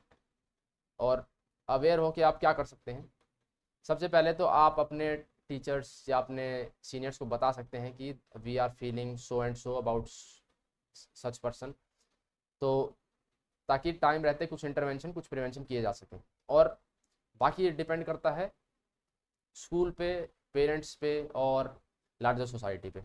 अब इसमें प्रिवेंशन के लिए क्या क्या आपके एनसीईआरटी में दिया गया है। पहला point, strengthening self esteem of students. अब सेल्फ एस्टीम जो है वो स्टूडेंट्स अलग अलग चीज़ों से अटैच कर लेते हैं। कुछ लोग अपने करियर से अटैच कर लेते हैं, कुछ लोग अपने लुक से अटैच कर लेते हैं, कुछ अपने फाइनेंशियल स्टेटस से अटैच कर लेते हैं। सो सेल्फ एस्टीम जो है, अगर उसे स्ट्रेंथन किया जाए, अगर उसे पॉजिटिव चीज़ों के साथ जोड़ा जाए, तो जो सुइसाइडल बिहेवियर है वो बहुत हद तक कम हो सकता है। दूसरा, providing opportunities for development of physical, social and vocational skills. Skills develop हो जाने से ऐसा क्या हो जाएगा, वेल स्किल जब डेवलप होती है तो इंसान को अंदर से एक कॉम्पिटेंस की फीलिंग आती है, एक कॉम्पिटेंस की फीलिंग आएगी। और जब अंदर इंसान अंदर से कॉम्पिटेंट फील करता है तो कॉन्फिडेंस आता है अंदर से। सो इसलिए ये सब स्किल्स जो हैं वो डेवलप अगर होंगे इंसान में तो सुसाइड बहुत हद तक प्रिवेंट हो सकता है। Then establishing trustful communication. अब ये कम्युनिकेशन किसी के बीच भी हो सकता है, फ्रेंड्स के बीच हो सकता है, पेरेंट्स को अपने चाइल्ड के साथ एस्टैब्लिश करनी चाहिए कम्युनिकेशन लिंक्स। और उसके अलावा स्मार्ट गोल्स। अब स्मार्ट गोल्स का मतलब क्या है, स्पेसिफिक, ये एक्रोनिम है, specific, measurable, achievable, relevant and time based. कुछ भी आपके गोल्स हैं तो वो सबसे पहले तो स्पेसिफिक हो, वेग ना हो, मेजरेबल हो कि वो मेजर किए जा सकें कि हमें ये स्टेप करके और यहाँ तक हम पहुँचेंगे। उसके बाद अचीवेबल हो। अब ऐसा नहीं हो कि आपने प्लान तो बना लिया है एवरेस्ट चढ़ने का, बट वो अचीवेबल नहीं है आपके लिए, ना ही आपकी फिजिकल कैपेसिटी उतनी है और ना ही फाइनेंशियल कैपेसिटी उतनी है, और वो रेलेवेंट भी नहीं है। अब आप कहें कि मुझे तो मैराथन दौड़नी है, अब मैराथन आपके लिए बिल्कुल रेलेवेंट नहीं है, तो मैराथन का गोल बना के आप करेंगे क्या। और टाइम बेस्ड, टाइम बेस्ड इसलिए क्योंकि एक पार्किंसंस लॉ है, कहता है जो भी टास्क है it will expand and take the whole time. जो भी उसे प्रोवाइड किया गया है, जैसे कि इलॉन मस्क ने इसको बहुत बढ़िया तरीके से कहा कि if I give myself the whole day to clean my room, I will take the whole day to clean my room, but if I give myself just 10 minutes, I will clean my room in 10 minutes। So इसलिए चीज़ें time bound होना बहुत ज़रूरी है, time based होना बहुत ज़रूरी है। तो स्मार्ट गोल्स अगर आपके पास होंगे तो आपके पास कुछ ना कुछ हमेशा, हर मोमेंट में कुछ ना कुछ करने के लिए होगा। और अगर करने के लिए होगा तो माइंड जो है उन थॉट्स को नहीं रिपीट करेगा जो आपको एक सुइसाइडल बिहेवियर की तरफ ले जाएं। सो this was about suicidal behaviour, जो आपके एनसीईआरटी में डिप्रेशन के ही नेक्स्ट टॉपिक दिया है, because they both are intimately linked. Next we move on to schizophrenia and other psychotic disorders. अब schizophrenia and other psychotic disorders में हम उन disorders की बात करेंगे जहां जो आपको एक्चुअली एक mentally unstable पर्सन में दिखेंगे। शुरुआत करते हैं जनरल इंट्रोडक्शन से। इंट्रोडक्शन क्या कहता है, it's a group of psychotic disorders. अब साइकोटिक या साइकोसिस की बात आपको ये वर्ड समझ लेना है। साइकोसिस वो मेंटल कंडीशन है जब इंसान का अपनी रियलिटी से, रियल वर्ल्ड से कांटेक्ट पूरी तरह छूट गया है और उसकी अपनी ही एक दुनिया अपने माइंड में उसके बन गई है। सो दिस इज साइकोसिस। एक और वर्ड है न्यूरोसिस। न्यूरोसिस है, it is about mental emotional unstability, कि इंसान के जो इमोशंस हैं वो अनस्टेबल हैं, जैसे कि मूड डिसऑर्डर्स हैं, वो न्यूरोसिस के सिम्टम्स हैं। यहाँ पे है साइकोसिस, साइकोटिक डिसऑर्डर्स कैरेक्टराइज्ड बाय। अब ये वर्ड आप हर जगह लिख सकते हैं, कैरेक्टरिस्टिक फीचर किसी भी डिसऑर्डर का कुछ ना कुछ होता है। सो इस डिसऑर्डर का कैरेक्टरिस्टिक फीचर क्या है, disturbed thought process, strange perception, unusual emotional state and motor abnormalities. ये सारे एक तो थॉट जो हैं वो बहुत अलग तरीके से चलेंगे, क्योंकि अब जैसे रियलिटी से अगर कॉन्टैक्ट छूट गया तो ऑब्वियसली अलग तरीके से ही थॉट चलेंगे। परसेप्शन जो है, अब रियलिटी जो है वो उन्हें परसीव नहीं होगी, उनको रियलिटी बहुत अलग तरीके से परसीव होगी। और इमोशनल स्टेट जो है वो भी बिल्कुल अलग तरीके से काम करेंगे। और मोटर एबनॉर्मेलिटीज़, उनके बिहेवियर में, उनके मोटर मूवमेंट्स में आपको एक एबनॉर्मल बिहेवियर दिखेगा। सो this is a brief introduction of schizophrenia and psychotic disorders. अब इसके सिम्टम जो हैं वो 3 तरीके के हो सकते हैं, मेनली 3 तरीके के। पहला है पॉजिटिव सिम्टम, दूसरा नेगेटिव सिम्टम और तीसरा साइकोमोटर सिम्टम। अब यहाँ पे पॉजिटिव वर्ड का मतलब ये नहीं कि भाई वो हो रहे हैं तो अच्छी बात नहीं। पॉजिटिव यहाँ पे बस इतना सा मतलब है कि यहाँ पे कुछ ना कुछ पर्सन में ऐड हुआ है, नेगेटिव में कुछ ना कुछ सब्ट्रैक्ट हुआ है, और साइकोमोटर आपकी फिजिकल एक्टिविटी से रिलेटेड है। अब ऐड क्या हुआ है पर्सन में शिज़ोफ्रेनिया के टाइम पे? Pathological excess of thought emotion, जैसे कि डिल्यूजन और हेलुसिनेशन। आगे हम पढ़ेंगे कि डिल्यूजन और हेलुसिनेशन क्या है। So this is about positive symptoms, कि कुछ ना कुछ ऐड हुआ है, कुछ एक्सेस ऑफ थॉट और इमोशन इस तरीके से चल रहे हैं, इमोशंस और थॉट इस तरीके से वर्क कर रहे हैं कि पर्सन को डिल्यूजन और हेलुसिनेशन हो रहे हैं। So here something is added. Then we have negative symptoms, जहाँ पे कुछ ना कुछ रिमूव हुआ है, जैसे कि डेफिसिट, कुछ ना कुछ कम हुआ है। कम क्या हो सकते हैं? थॉट हो सकते हैं, इमोशन हो सकते हैं, बिहेवियर जो है वो कम हो गया है। जैसे कि इसके एग्जांपल है एलोजिया। लोजिया या लोगोस आपको वर्ड जहाँ भी दिखे तो लोजिया से मतलब होता है स्पीच, तो एलोजिया मतलब कंप्लीट लैक ऑफ स्पीच हो जाएगा। एवोल्यूशन, कुछ काम करने का मन नहीं करेगा। एनहेडोनिया, ये वर्ड है कि चीज़ों में प्लेजर नहीं आएगा, कुछ जो चीज़ें पहले अच्छी लगती थी करने में, जैसे कि कोई फूड है, आपका फेवरेट फूड कुछ था अब, बट आपको वो अच्छा नहीं लग रहा है, एनहेडोनिया। और ये सोशलिटी, लोगों से मिलना बिल्कुल वो हो जाएगा। और फ्लैट एफेक्ट, एफेक्ट यहाँ पे इमोशन से रिलेटेड है। अब इमोशन जो है वो फ्लैट हो जाएंगे, बिल्कुल फ्लैट लाइन हो जाएंगे। आपके इमोशन जैसे नॉर्मली ऐसे ऐसे जाते थे कभी, वो अब ऐसे जाएंगे। This is flat affect. So यहाँ पे क्या चीज़ें हैं? माइनस हो रही कुछ ना कुछ, माइनस कुछ थॉट माइनस हो रहे हैं, कुछ इमोशन माइनस हो रहे हैं, कुछ अंदर से प्लेजर की जो फीलिंग है वो माइनस हो रही है, इमोशन जो थे वो माइनस हो रहे हैं। सो हियर ये है नेगेटिव सिम्टम्स। उसके बाद है साइकोमोटर सिम्टम्स, जिसमें कि आउटसाइड एक्टिविटी होंगी, जैसे कि repeated body movements, inappropriate posture for long time. अब बॉडी मूवमेंट्स रिपीटेड कैसी हो सकती हैं? जैसे कि बॉडी रॉकिंग होती है, ऐसे ऐसे वो सर को या तो हिलाते रहेंगे, बॉडी को हिलाते रहेंगे पूरा।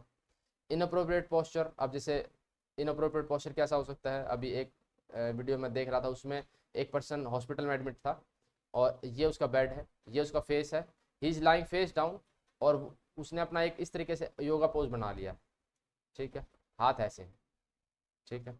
सो इस तरीके से ही is lying face down on the bed and he is holding it for long time. So इसे साइंटिफिकली क्या कहेंगे? कैटाटोनिक पोस्चरिंग या फिर कैटाटोनिक रिजिडिटी। कुछ ऐसे होते हैं पेशेंट स्किज़ोफ्रेनिया के कि वो एक पैर जो है वो ऐसे उठा लेंगे हवा में, और ये हाथ तो ठीक है, और ये ऐसे पैर जो है वो उठा के रखेंगे for long time. So this is catatonic posturing and rigidity. उसके बाद कंप्लीट लैक ऑफ मूवमेंट, अगर मूवमेंट का लैक हो जाए तो उसे हम कैटाटोनिक स्टूपर भी कहते हैं। स्टूपर मतलब एक तरीके से नॉन मूवमेंट, या फिर स्टूपर हम स्लीप के लिए भी यूज़ करते हैं। सो यहाँ पे लैक ऑफ मूवमेंट हो गया। So these are all psychomotor symptoms of schizophrenia. अब डिल्यूजन की बात कर लेते हैं। डिल्यूजन में क्या क्या आता है? पहले तो इंट्रोडक्शन, डेफिनेशन क्या है? अ फॉल्स बिलीफ। डिल्यूजन क्या है? एक तरीके का फॉल्स बिलीफ है, इंसान ने अपने अंदर बना लिया है और हेल्ड फर्मली है, अब वो उसे कोई हिला नहीं सकता उस बिलीफ को, डिस्पाइट कॉन्ट्ररी एविडेंस। अब इंसान ने कुछ भी बिलीफ अपने अंदर बना लिया है, अभी हम अलग अलग तरीके के ये डिल्यूजन्स देखेंगे। अब वो सभी डिल्यूजन्स क्या है? एक तरीके के बिलीफ हैं जो कि इंसान इतने तरीके से होल्ड, तगड़े तरीके से होल्ड कर रहा है कि चाहे कितना भी एविडेंस उसको दो, कितना भी एश्योरेंस उसको दो, वो जो है वो नहीं मानेगा, वो अपनी ही बात में बिलीव करेगा। अब जैसे पहला है डिल्यूजन ऑफ परसिक्यूशन। परसिक्यूशन आपको वर्ड का मतलब पता है, परसिक्यूट करना यानी हर्ट करना या फिर हार्म करना। मोस्ट कॉमन है ये ऑफ ऑल द डिल्यूजन्स। अब इसमें क्या है, इंसान बिलीव क्या कर रहा है, ही holds a belief that someone is plotting against him और इज स्पाइंग ऑन हिम और स्लैंडरिंग, स्लैंडरिंग मतलब कुछ ना कुछ बदनाम करने की कोशिश कर रहा है, या फिर planning an attack on him. So ये क्या है, परसिक्यूशन का डिल्यूजन। और अब चाहे उस पर्सन को आप कितने भी अश्योरेंस दें, आप कितना भी बताएं कि भाई सब यहाँ पे फ्रेंडली लोग हैं, कोई स्पाई नहीं कर रहा है, कोई कैमरा नहीं लगा है, कोई माइक नहीं लगा है, that person will not believe you. This is delusion of persecution. Next delusion is delusion of reference. अब रेफरेंस का मतलब referring to themselves, attaching special and personal meaning to actions of others। अब दूसरे लोग कुछ ना कुछ एक्शन कर रहे हैं, वो अपने अपने हिसाब से कुछ ना कुछ अपने, they are going about their own lifes, उसे दूसरे से फर्क नहीं पड़ रहा है। बट किसी को अगर डिल्यूजन ऑफ रेफरेंस हो गया तो उसे लगेगा कि जो ये पर्सन कर रहा है उसका मेरे से कुछ ना कुछ ताल्लुक है। So they will attach special and personal meaning to actions of others. Then we have delusion of grandeur, कि उन्हें एक हाई इंपॉर्टेंस ऑफ सेल्फ, कि मैं पता नहीं कितना इंपॉर्टेंट हूँ इस दुनिया में या फिर इन लोगों के लिए या फिर जिसके लिए भी। सो ये एक डिल्यूजन ऑफ ग्रैंड्योर होता है। Then we have delusion of control. इंसान क्या बिलीव करेगा, believe that my thoughts feelings and actions are being controlled by someone else outside my body. तो कहीं दूर बैठ के कोई मुझे कंट्रोल कर रहा है, तो ये भी एक तरीके का डिल्यूजन है, delusion of control. So delusion में आपको एक वर्ड जरूर याद रखना है, एक phrase, it's a belief, it's a belief, it's a false belief. अब हेल्यूसिनेशन है, यहाँ पे डिफरेंस दोनों के बीच में आ जाता है कभी कभार। So you have to be very clear कि दोनों के बीच में डिफरेंस क्या है। हेल्यूसिनेशन, अब वहाँ पे क्या था, बिलीफ था, यहाँ पे it is about perception, sensory perception experienced in absence of external stimuli. अब स्टिमुलाई कोई है नहीं एक्सटर्नली, लेकिन फिर भी इंसान को परसीव हो रही हैं चीज़ें। उसने बिलीफ खुद का नहीं बनाया है, बिलीफ अगर बनाया है तो that will be categorized as a delusion. But अगर परसेप्शन में ही दिक्कत है कि स्टिमुलाई तो कुछ नहीं आ रहा है बट वो महसूस हो रहा है अंदर, तो ये है हेलुसिनेशन। अब अलग अलग तरीके के एग्जांपल से समझेंगे तो आपको समझ आएगा अलग अलग तरीके के हेलुसिनेशन कैसे होते हैं। और ये सब शिजोफ्रेनिया में बहुत कॉमन है, देखने को मिलते हैं। जैसे कि इंसान कहेगा कि ऑडिटरी हेलुसिनेशन क्या हो सकता है, सबसे पहले तो बहुत मोस्ट कॉमन है ये, इंसान कहेगा कि कुछ ना कुछ सुनाई दे रहा है। अब वो चाहे घंटी की आवाज़ हो सकती है, या रिंग की आवाज़ हो सकती है, या फिर कोई फ़ोन की आवाज़ हो सकती है, या फिर कोई लाउड स्पीकर की कोई आवाज़ हो सकती है। तो पर्सन विल कंप्लेन कि कुछ ना कुछ ऐसा सुनाई दे रहा है विजुअल में, कि कुछ ना कुछ ऐसा दिखाई दे रहा है, कोई ना कोई फिगर दिखाई दे रहा है, कोई पर्सन दिखाई दे रहा है किसी उसमें, तो या फिर कोई कैट दिखाई दे रही है किसी उसमें, ठीक है। तो इस तरीके से कुछ ना कुछ दिखाई देना। Then tactile, something is creeping on और इनसाइड द बॉडी। अब ये भी बहुत कॉमन होता है शिजोफ्रेनिक पेशेंट्स के बीच में, कि उन्हें ऐसा लगता है कि बॉडी पे कुछ ना कुछ क्रॉल कर रहा है, या तो ऊपर या फिर अंदर। एक डॉक्यूमेंट्री में देख रहा था तो वहाँ पे उस पर्सन को बिलीव हो गया था कि, नहीं बिलीव नहीं हो गया था, कि उन्हें ऐसा लगता था कि परसेप्शन ऐसी होती थी कि स्किन के अंदर जो है वो कीड़े चल रहे हैं। So this is tactile hallucination. उसके बाद ओल फैक्ट्री हेलुसिनेशन, मतलब ओल फैक्ट्री आपको पता है स्मेल से रिलेटेड है, तो कुछ ना कुछ स्मेल आ रही है, स्ट्रेंज स्मेल आ रही है। और जनरल सोमैटिक, सोमैटिक सोमा पीछे हमने बात करी है। जनरल सोमैटिक हेलुसिनेशन का मतलब क्या है, कि इंसान को ऐसा फील होगा कि कोई बॉडी में घुस रहा है, या फिर कुछ ना कुछ बॉडी पार्ट को मेरे से काट के अलग किया जा रहा है। So this is about hallucination, अलग अलग तरीके के, और जो कि शिजोफ्रेनिक पेशेंट्स में देखने को मिलते हैं। Then we have formal thought disorder. अब फॉर्मल थॉट डिसऑर्डर भी एक शिजोफ्रेनिया का सब टाइप है, शिजोफ्रेनिक रिलेटेड डिसऑर्डर है, साइकोटिक डिसऑर्डर है। यहाँ पे क्या होगा, इलॉजिकल एंड मडल्ड थिंकिंग होगी। मडल्ड मतलब क्लियर नहीं होगी, जैसे मडल्ड वाटर होता है जहाँ पे पानी में रेत बैठी थी बट आपने उसे एजिटेट कर दिया, तो अब जो पानी है वो मडल्ड है। ऐसे ही आपकी थिंकिंग भी जो है मडल्ड हो सकती है। क्लियर थिंकिंग का ऑपोजिट है मडल्ड थिंकिंग। सो इलॉजिकल तो है ही, और नॉट क्लियर भी है। Shifting from topic to topic, इसको क्या कहते हैं, डीरेलमेंट या फिर लूजनिंग ऑफ एसोसिएशन, किसी भी चीज़ को किसी भी और चीज़ से एसोसिएट कर दिया जा रहा है। Then incoherent speech, word salad, कुछ ना कुछ वर्ड जो बोल रहे हैं वो, और वर्ड अपने आप में करेक्ट हैं, बट उन स्ट्रिंग ऑफ वर्ड्स का कुछ मतलब नहीं निकल रहा है। देन इन्वेंटिंग न्यू वर्ड्स, यहाँ पे नियोलॉजिज्म कहा जाता है इसे। और repetition of same thought, repetition of same thought इसे कहा जाता है परसिवियरेशन, कि इंसान बार बार सेम थॉट को बताया जा रहा है और उसे ऐसा लगता है कि अगले ने सुना नहीं तो दोबारा बताता है। So these are all symptoms of formal thought disorder, जो कि अपने आप में साइकोटिक डिसऑर्डर है, schizophrenia and related psychotic disorders का पार्ट है। देन इस टॉपिक पे भी, न्यूरो डेवलपमेंट डिसऑर्डर पे भी बहुत सारे क्वेश्चंस, बहुत बार क्वेश्चंस आपसे पूछे गए हैं आपके बोर्ड्स में स्पेशली, और CUET UG में भी, क्योंकि यहाँ पे ये आपको नॉर्मली देखने को मिलता है।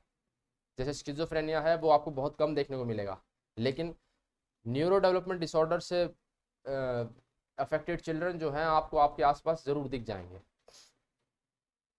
वही इंट्रोडक्शन शुरू में, disorders characterized by developmental deficits, ये बहुत यहाँ पे इंपॉर्टेंट फ्रेज है, क्योंकि डेवलपमेंट की बात हो रही है। तो डेवलपमेंटल डेफिसिट है कि जैसा डेवलपमेंट होना चाहिए था उसमें कुछ ना कुछ डेफिसिट है, कुछ ना कुछ कमी है। ऑफ कॉग्निटिव हो सकता है, कॉग्निटिव यानी आपकी thinking capacity, memory, problem solving, ये सब, या फिर इमोशनल कैपेसिटीज हो सकती हैं। मैनिफेस्टिंग इन अर्ली ईयर्स, अब अर्ली ईयर्स यहाँ पे इसलिए लिखा है क्योंकि इंटेलेक्चुअल जितने भी न्यूरल डेवलपमेंट हैं, आपका जो ब्रेन है वो आपकी अर्ली ईयर्स में ही डेवलप होता है, और अगर वो नहीं हो पाया है तो वो शुरू में ही मैनिफेस्ट कर जाएगा। ऑलराइट, सो इसलिए अर्ली ईयर्स लिखा है यहाँ पे, manifesting in early years. So developmental deficit of cognitive and emotional capacities manifesting in early years. अब यहाँ पे और क्या देखने मिलेगा, delay in achieving particular age appropriate behaviour. अब जैसे एज अप्रोप्रिएट बिहेवियर हम किसे कह सकते हैं, जैसे कि हम कहते हैं कोई भी चाइल्ड जो है वो बाय द एज ऑफ 3 और 4 should be toilet trained, so he should be able to और she should be able to go to the toilet on his own, on her own. But अगर age appropriate behaviour नहीं हो पा रहा है, कुछ ना कुछ डिले है उसमें, तो ये हैम्पर करेगा किसको, बिल्कुल करेगा, हैम्पर करेगा वो personal, social, academic and professional functioning को।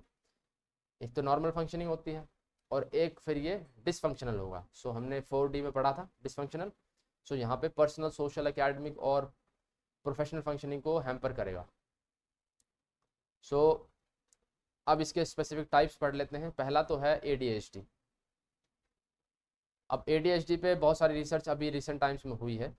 सो ADHD, जैसे कुछ बच्चों का अटेंशन जो है, स्पैन जो है वो बहुत कम होता है नेचुरली। अभी मोबाइल फ़ोन्स के आने के बाद तो सभी का अटेंशन स्पैन बहुत कम हो गया है, बट अटेंशन स्पैन नॉर्मली कुछ बच्चों का इतना कम होता है that they find it difficult to listen attentively और attend to something for long periods of time. So उसे हम कहेंगे अटेंशन डेफिसिट।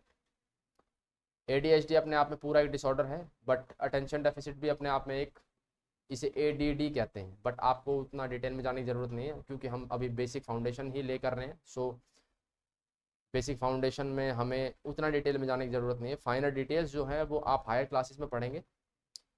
फिलहाल हमें समझना है बिल्कुल बेसिक तरीके से, अटेंशन डेफिसिट में क्या होगा, difficulty sustaining attention in studies, work और प्ले। अटेंशन यहाँ पे जो कैरेक्टराइज्ड बाय, जैसे हम पढ़ रहे थे कि कुछ ना कुछ कैरेक्टरिस्टिक फीचर होगा, तो यहाँ पे अटेंशन वर्ड जरूर होगा कि यहाँ पे अटेंशन लंबे समय तक देने में दिक्कत है।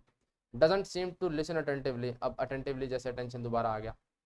फॉरगेटफुल एंड ईजिली डिस्ट्रैक्टेड, अब अटेंशन जल्दी दे नहीं पा रहा है, देर तक नहीं दे पा रहा है, डिस्ट्रैक्ट हो जा रहा है। लूजेज इंटरेस्ट क्विकली, कुछ भी चीज़ है, अब कोई भी चीज़ परमानेंटली इंटरेस्टिंग नहीं हो सकती है, except for doom scrolling. Doom scrolling जो है वो परमानेंटली इंटरेस्टिंग हो सकती है क्योंकि उसमें 10-10 सेकंड में you get some interesting thing, कुछ डोपामिन हिट आपको मिलता रहेगा, और अगर इंटरेस्टिंग नहीं है तो you can just scroll it up, you can always scroll up. So doom scrolling के अलावा चीज़ों का अपना एक, कभी वो इंटरेस्टिंग होगी, वो कभी वो नहीं होगी, कभी वो होगी और कभी नहीं होगी, तो ऐसे चलते हैं नॉर्मल। जैसे अगर आप कुछ पढ़ भी रहे हैं या कुछ लेक्चर कर रहे हैं या फिर कुछ इवन पेंटिंग भी कर रहे हैं, तो painting is not always interesting, कुछ ना कुछ बोरिंग पार्ट भी होंगे पेंटिंग में। सो ये था अटेंशन डेफिसिट के बारे में। देन देयर इज इम्पल्सिविटी, एक और चीज़ इसमें है इम्पल्सिविटी। अब इम्पल्स, जैसे हम कहते हैं कि so and so child has an impulsive behaviour, तो उसका मतलब क्या होता है? सबसे पहला तो है कि द चाइल्ड और the person is finding it hard to resist temptation. कुछ ना कुछ टेम्पटेशन, कुछ ना कुछ चीज़ ऐसी आ गई है जो एक प्लेजरेबल है, and that person is finding it difficult to resist that temptation. या फिर इसको हम डिले इन ग्रेटिफिकेशन भी कहते हैं। दैट द पर्सन, इम्पल्सिव कौन है? जो that person is finding it hard to delay gratification. Take decision without deliberation. अब इम्पल्सिव लोग जो होते हैं वो डिसीजन मेकिंग कर लेते हैं बिना सोचे समझे, बिना डेलिब्रेशन के। Difficulty in keeping emotional reaction in check. अब इमोशंस उनके बिल्कुल सरफेस पे दिखते हैं। जैसे कुछ लोगों के they have high emotional regulation capacity, तो वो उनके इमोशन सरफेस पे नहीं दिखते हैं। बट इम्पल्सिव लोगों के आपको तुरंत, अगर उन्हें गुस्सा आया तो तुरंत सरफेस पे गुस्सा दिखेगा, और अगर उन्हें कोई चीज़ की खुशी हुई है तो you will see it on the surface. Then we have hyper activity. जो ADHD में H पार्ट है वो यही हाइपर एक्टिविटी ही है। Difficulty remaining seated in one place. ये चिल्ड्रन के लिए कहा गया है कि भाई क्योंकि बच्चों को ही सीट में बैठना पड़ता है, और इन बच्चों से बैठा नहीं जाता क्योंकि हाइपर एक्टिव है। और बाकी symptoms of hyper activity are constant movement as a driven by motor. ये फ्रेज जो आपकी NCERT में लिखा है ड्रिवन बाय मोटर, तो कांस्टेंट मूवमेंट करते रहेंगे जैसे कि किसी ने मोटर लगा दी हो, या जैसे हिंदी में कहते हैं चाबी भर के छोड़ दियो किसी में। स्क्वर्म एंड फिजिट। स्क्वर्म मतलब जैसे कि एक जगह टिक के नहीं बैठा जाता जिससे सीट पे। Squirm and fidget in seat. Restless legs या आर्म्स। और अगर एब्सोल्युटली बैठना ही पड़े किसी के डर से, जैसे कोई टीचर है तो अब टीचर के डर से बच्चे को बैठना ही पड़ रहा है, तो बच्चा जो है उसके लेग्स और आर्म्स जो हैं वो रेस्टलेस रहेंगे, पैर हिलता रहेगा, आर्म्स के साथ कुछ ना कुछ करता रहेगा। Interrupt others, cannot wait for their own turn and talk endlessly. बोलने की बारी जब आए तो वो दूसरों को इंटरप्ट करते दिखेंगे हाइपर एक्टिव पीपल। खुद की टर्न का वेट उनसे मुश्किलों से होगा क्योंकि उसमें पेशेंस की ज़रूरत है, और पेशेंस की इनमें बहुत कमी होती है। Talk endlessly. जब बोलना शुरू करते हैं तो फिर वो बोलते ही चले जाते हैं। देन ADHD के बाद दूसरा जो है न्यूरो डेवलपमेंट में वो है ऑटिज्म। Autism spectrum disorder. अब स्पेक्ट्रम, ये पहले सिर्फ ऑटिज्म था, अभी स्पेक्ट्रम इसलिए लगा दिया गया क्योंकि इसमें बहुत सारी चीज़ें और इंक्लूड कर दी गई है जो आप हायर क्लासेज में पढ़ेंगे। इसका भी इंट्रोडक्शन पढ़ लेते हैं। कैरेक्टराइज्ड बाय, कैरेक्टरिस्टिक फीचर क्या है? इम्पेयरमेंट इन सोशल इंटरेक्शन। यहाँ पे जो है ऑटिज्म अगर है तो सबसे पहला तो सोशल इंटरेक्शन उस पर्सन का, उस बच्चे का, चाइल्ड का, वो इम्पेयर हो जाएगा। और कम्युनिकेशन, जैसे हम आप नॉर्मली किसी नए पर्सन से मिलें तो हम नॉर्मली कॉन्वर्सेशन कर सकते हैं, but these people can not. So social interaction and communication skill जो है वो सबसे ज़्यादा इम्पेयर हो जाती है। Unable to initiate social behaviour. तो यहाँ पे आपको ऑपरेटिंग या फिर जो कैरेक्टरिस्टिक फ्रेज जो है वो सोशल दिख गया होगा कि एक ग्रुप में किस तरीके से एक आइडियल फंक्शनिंग होती है, वो इनसे नहीं होगी। So they are unable to initiate social behaviour and unresponsive to people's feelings. अब किसी ने कुछ भी, जैसे किसी ने जोक सुनाया तो people now expect you to laugh, but the autistic people will not, क्योंकि पहला तो उन्हें समझ नहीं आया कि ये कोई जोक था, और दूसरा जो एक्सपेक्टेशन है फीलिंग की, लोगों की, जो लोग जो चाहते हैं कि फील हो, वो ये उसको रिस्पॉन्ड नहीं करेंगे क्योंकि इनमें वो कैपेसिटी ही नहीं है।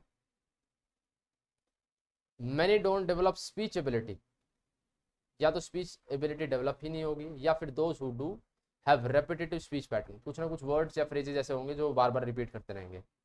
उसके अलावा पेक्यूलर बॉडी मूवमेंट्स रहेंगे इनके, और जैसे कि बॉडी रॉकिंग, हमने ये शिजोफ्रेनिया में भी बात की थी। बट शिजोफ्रेनिया में एक कैरेक्टरिस्टिक फीचर क्या था? इंसान का रियलिटी से कॉन्टैक्ट छूट गया था, साइकोटिक हो गया था पर्सन। यहाँ पे साइकोटिक नहीं है, यहाँ पे रियलिटी में ही है, बट सोशली इंटरेक्ट नहीं कर पा रहा है। उसके अलावा बॉडी मूवमेंट है, बॉडी रॉकिंग जैसे रेपिटेटिव बॉडी मूवमेंट होंगी। हैंड फ्लैपिंग, ऐसे ये ऐसे हाथ होता है, ये ऐसे मारते रहेंगे ऐसे फॉर नो रीजन एट। उसके अलावा बैंगिंग हेड ऑन वॉल या फिर table. So these are all symptoms of autism. Preference for routine. और रूटीन से हटके कुछ आएगा तो they will get agitated. Set patterns और सेट रूटीन से इतर कुछ भी होगा, दे विल फील एजिटेटेड। उसके अलावा एक और स्टेटिस्टिक दिया गया है आपके एनसीईआरटी में, 70% of children with autism have intellectual disability. अब इंटेलेक्चुअल डिसेबिलिटी अपने आप में एक डिसऑर्डर है, बट आपको यहाँ पे जानना पड़ेगा कि ऑटिज्म जो है वो सब ऑटिस्टिक बच्चे इंटेलेक्चुअली डिसेबल्ड नहीं होंगे। यहाँ पे इंटेलेक्चुअली डिसेबल्ड होंगे, इंटेलेक्चुअली डिसेबल्ड, और यहाँ पे ऑटिज्म। तो यानी इसका मतलब है कि कुछ ना कुछ ऐसे बच्चे भी होंगे जो ऑटिस्टिक तो हैं बट इंटेलेक्चुअली डिसेबल्ड नहीं है, और जो यहाँ पे है वो इंटेलेक्चुअली डिसेबल्ड भी है और ऑटिस्टिक भी है। So this was about autism. और उसके बाद न्यूरो डेवलपमेंट में जो तीसरा स्पेसिफिक डिसऑर्डर है या फिर डिसेबिलिटी है वो है intellectual disability. Refers to below average intellectual functioning, IQ 70 और लेस। अब हमने चैप्टर 1 में IQ का कॉन्सेप्ट पढ़ा था और वहाँ पे हमने डिसेबिलिटी के बारे में पढ़ा था, इंटेलेक्चुअल डिसेबिलिटी। सो वो कहाँ से शुरू होती है, 70 से नीचे अगर IQ चला जाता है तो इंसान इंटेलेक्चुअली डिसेबल्ड की कैटेगराइज कर दिया जाता है। और उसमें भी फर्दर 4 कैटेगरीज हैं, इसके बारे में हम बात करेंगे अभी। और यहाँ से क्वेश्चन कई बार आए गए हैं आपकी CUET UG में खासकर, और बोर्ड के MCQ में। और इंटेलेक्चुअल डिसेबिलिटी जो है it manifests before 18 years of age, क्योंकि आपके जैसे हमने बात करी न्यूरो डेवलपमेंट जो है, आपका ब्रेन जो है वो डेवलप करता है बचपन में ही, तो ये बचपन में ही दिख जाती है। वी हैव, ये टेबल है, ये आपको याद कर लेनी है। और आपको यहाँ देख के ऐसा लग सकता है कि बहुत सारी इन्फॉर्मेशन है, बहुत सारी नहीं है, थोड़ा सा समझेंगे तो आपको समझ में आएगा और फिर याद करने में आपको इतनी दिक्कत नहीं होगी। टाइप है सबसे पहले तो mild, moderate, severe and profound, ये 4 तरह की इंटेलेक्चुअल डिसेबिलिटी है। अब डिफाइनिंग टर्म्स या फिर उसमें क्या चीज़ होती है, सबसे पहले तो माइल्ड इंटेलेक्चुअल डिसेबिलिटी किसी को है तो वो पर्सन जो है सेल्फ सस्टेनेबल हो सकता है, वो खुद को फीड कर सकता है, खुद को ड्रेस कर सकता है और खुद की टॉयलेट नीड्स जो है वो मैनेज कर सकता है। उसके बाद IQ रेंज इस पर्सन का होगा 50-55 से लेके 70-75 के बीच। उसके अलावा स्पीच जो है दे विल बी रिसेप्टिव, उनको बोली गई चीज़ समझ आएगी, एंड एक्सप्रेसिव, वो अपना सोची हुई चीज़ भी बोल सकते हैं। तो receptive and expressive language. Education ये ले सकते हैं 6th ग्रेड तक इन्हें पढ़ाया जा सकता है, यानी 12 ईयर्स ऑफ एज तक इन्हें स्कूल में भेजा जा सकता है। Job, they can hold a job जहाँ पे ज़्यादा स्किल की रिक्वायरमेंट नहीं है, रेपिटेटिव जॉब है तो दे कैन होल्ड अ जॉब। उसके अलावा social skills, can make friends independently. अब किसी लोग से ये मिले और कुछ अच्छे लोग हों, थोड़ा अंडरस्टैंडिंग हो, हाई EQ के लोग हों, तो उनसे अगर ये लोग मिले तो वो फ्रेंड्स बना सकते हैं उन्हें। Then we have moderate intellectual disability. अब यहाँ पे ये जो लोग होंगे, ये जो चिल्ड्रन होंगे, ये ट्रेनेबल होंगे कि एक बार इन्हें आप ट्रेन कर दें तो ये अपने आप को सस्टेन कर सकते हैं, but difficulty at first but learns, ये इनको दिक्कत तो आएगी लर्न करते हुए, इनका लर्निंग कर्व भी बड़ा होगा, लेकिन ट्रेन किया जा सकता है। और ट्रेन करने के बाद they can feed themselves, dress themselves and manage their toilet needs. इनकी IQ का रेंज होगा 35-40 से 50-55। स्पीच में ये समझ तो पाएंगे लेकिन एक्सप्रेस करने में इन्हें डिफ़िकल्टी होगी, बट स्टिल एक्सप्रेस कर सकते हैं। पढ़ाई इनकी 2nd ग्रेड तक हो जाती है, या फिर कोई 8 ईयर ओल्ड जितना पढ़ता है या फिर 2nd ग्रेड तक जितना बच्चा पढ़ता है इतना ये पढ़ाई कर सकते हैं। Then they can hold a job under supervision, और उसके अलावा ये भी फ्रेंड्स बना सकते हैं बट बहुत ही लिमिटेड कैपेसिटी में। Then we have severe intellectual disability, जिसमें की person will require constant supervision, और रेंज है यहाँ पे 20-25 से 35-40 का IQ। और स्पीच जो है लिमिटेड अंडरस्टैंडिंग एंड एक्सप्रेसिंग, बहुत लिमिटेड ही समझ ही आएगी और बोल उससे भी कम पाएंगे। और प्री स्कूल लेवल तक की पढ़ाई इन्हें हो सकती है, जॉब ये नहीं होल्ड कर सकते हैं और सोशल इंटरेक्शन में इन्हें खासी दिक्कत आती है। और उसके बाद है प्रोफाउंड इंटेलेक्चुअल डिसेबिलिटी, जो कि लाइफ सपोर्ट के इक्वलेंट है, कि that person is totally dependent. Supervision ही नहीं, यहाँ पे सुपरविजन मतलब कोई पर्सन प्रेजेंट है, वो देख रहा है, but the person is doing it things on his own, तो यहाँ पे सुपरविजन नहीं, यहाँ पे पूरा डिपेंडेंट है कि हर एक चीज़ उस पर्सन के लिए किसी और को करनी पड़ेंगी, चाहे वो फिर कुछ भी हो, सारी नीड्स। आईक्यू है 20-25 से नीचे, और स्पीच की एबिलिटी ऑलमोस्ट नन, और एजुकेशन भी ऑलमोस्ट नन। जॉब ये होल्ड कर नहीं सकते और ना ही कोई सोशल इंटरेक्शन कर सकते हैं। सो ये टेबल से आपके ज़्यादातर जो क्वेश्चंस हैं वो कवर हो जाएंगे। और ज़्यादा तो याद आपको क्या करना है कि इंसान कितना तो इंडिपेंडेंट है और कितनी लेवल की स्किल वो रखता है, सोशल स्किल कितनी है, इंटेलेक्चुअल स्किल कितनी है, जॉब होल्ड कर सकता है कि नहीं कर सकता है, ये सब। Then we have specific learning disorders, ये भी न्यूरो डेवलपमेंट डिसऑर्डर्स के ही पार्ट हैं। जैसे कि इसमें difficulty in perceiving and processing information with accuracy. अब ये इनको ना तो सोशल इंटरेक्शन से कोई दिक्कत है, और आईक्यू भी इनका ठीक है, बट इंफॉर्मेशन प्रोसेसिंग जो है इनकी वो एक्यूरेट नहीं है। They neither perceive nor process information accurately. जैसे कि एग्जांपल इसके, नॉट एग्जांपल, टाइप्स यहाँ पे डिसलेक्सिया पहला, problems in basic skills of reading and writing, और इसका सबसे फेमस एग्जांपल है तारे ज़मीन पर का, जो दर्शील सफारी यानी ईशान अवस्थी को जो प्रॉब्लम होती है डिसलेक्सिया की, कि भाई वो उन्हें उस बच्चे को वर्ड समझ नहीं आ रहे हैं, वर्ड्स जो हैं जैसे कि बॉल लिखा है तो ये वर्ड्स जंबल हो जाएंगे उनके माइंड में। सो ये क्या है, basic skills of reading and writing की दिक्कतें हैं। डिसकैलकुलिया यानी मैथ प्रॉब्लम्स जो हैं, मैथमेटिकल ऑपरेशन या मैथमेटिकल रिलेशन जो हैं वो उनके माइंड में सेंस नहीं बना रहे हैं। So these are specific learning disorders जो कि न्यूरो डेवलपमेंट डिसऑर्डर्स की कैटेगरी में ही आते हैं। Then we have disruptive impulse control and conduct disorder. अब यहाँ पे कंडक्ट डिसऑर्डर भी इन्हें शॉर्ट फॉर्म में बोल दिया जाता है। तो कंडक्ट मतलब जो इंसान का कंडक्ट है, जो भी उनका रोज़मर्रा के जीवन में आचरण है, जो भी बिहेवियर है, वो एक तरीके से डिसरप्टिव होगा और कुछ ना कुछ दिक्कत सी महसूस होगी उनके आसपास के लोगों को। इसमें पहला स्पेसिफिक डिसऑर्डर है ओपोजिशनल डिफाइंड डिसऑर्डर। यहाँ से ओपोजिशनल में oppose, they are opposing something. अब ये अपोज किसको कर रहे हैं, अथॉरिटी को, चाहे वो फिर कोई भी हो, चाहे वो पेरेंट्स हों, स्कूल टीचर्स हों, या फिर पुराने टाइम में जैसे रिलीजियस फिगर्स होते थे, क्लर्जीमैन, प्रीस्ट्स। तो अपोज कर रहे हैं और डिफाई कर रहे हैं अथॉरिटी को, डिफायंट।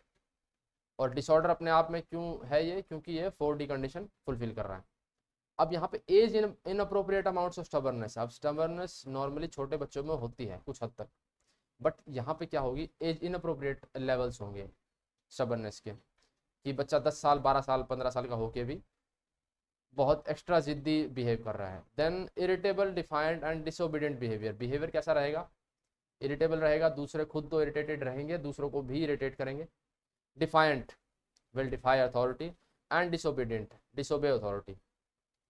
Often justify their hostile behaviour as a reaction to circumstances. अब जब थोड़े बड़े होंगे ये और अपने बिहेवियर को जस्टिफाई करेंगे कि भाई मैं ऐसा इसलिए हूँ क्योंकि उन्होंने मेरे साथ ऐसे किया, या फिर मेरी कंडीशन ऐसी है, या फिर फैमिली मेरी ऐसी है। So all of this oppositional defiant disorder. Then we have conduct disorder या फिर एंटी सोशल बिहेवियर। अब यहाँ पे भी कुछ ना कुछ गड़बड़ तो है, बट ये उससे भी नेक्स्ट लेवल जाके as in inappropriate actions and attitudes that violate family expectations, societal norms, या फिर इवन राइट्स ऑफ अदर्स। और जब राइट्स दूसरों के वायलेट होते हैं तो it leads to criminal behaviour. Criminal ही आंका जाएगा किसी भी पर्सन को। सो यहाँ पे चीज़ें क्या कैसी कैसी आएंगी, जैसे कि बुलिंग, कुछ बच्चे दूसरों को बुली करते हैं for no reason at all. They get into fights, they physically harm इधर पीपल और एनिमल्स को हार्म करते हैं। एक बार मैं रोड पे जा रहा था एंड समवन वाज, दो बच्चे थे, शायद वो 8th-9th में रहे होंगे, और एक कुत्ता सामने आया। सो एकदम से सामने आ गया जो कुत्ता था, तो जो स्कूटी चला रहा था वो स्कूटी से उतरा और that child kicked that dog. और देख के बड़ा स्ट्रेंज सा लगा मुझे, और क्योंकि एनिमल्स कुछ कर नहीं सकते हैं तो दे फाइंड इट ईजियर कि वो ईजियर टारगेट हैं, तो they take their frustration out on animals, या फिर पीपल को भी हर्ट कर सकते हैं वो। और जैसे मैंने कहा कि ये क्रिमिनल बिहेवियर का प्रीसीडिंग बिहेवियर है, कि इसके बाद क्रिमिनल बिहेवियर ही शुरू हो जाता है। क्राइम्स लाइक मगिंग, लूट लूटपाट करना, थेफ्ट चोरियां करना, आर्सन आग वगैरह लगा देना, या फिर शॉपलिफ्टिंग सामान उठा लेना। और अग्रेशन, इसके ऊपर भी क्वेश्चंस आते रहे हैं। वर्बल अग्रेशन क्या हो सकता है, जैसे कि कोई नेम कॉलिंग कर रहा है, किसी को चिढ़ा रहा है, कुछ कुछ नाम बना रहा है कुछ, या फिर गालियाँ वगैरह दे रहा है। स्वेरिंग का मतलब गालियाँ देना। फिजिकल अग्रेशन हो सकता है जैसे कि हिटिंग, किसी को मारना पीटना, फाइट करना, बुली करना। हॉस्टाइल अग्रेशन हो सकता है, ये रेट्रीब्यूटिव या फिर ये बदले की भावना से लिया जाता है।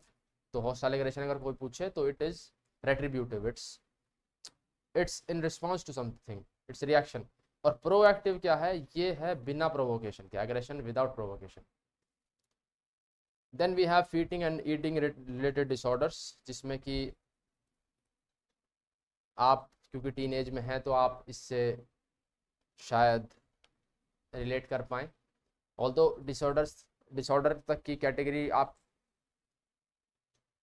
डिसऑर्डर कैटेगरी में आप नहीं आएंगे क्योंकि आप नॉर्मल फंक्शनिंग कर रहे हैं, बट कुछ ना कुछ हद तक आपके भी माइंड में आती रहेंगी चीज़ें।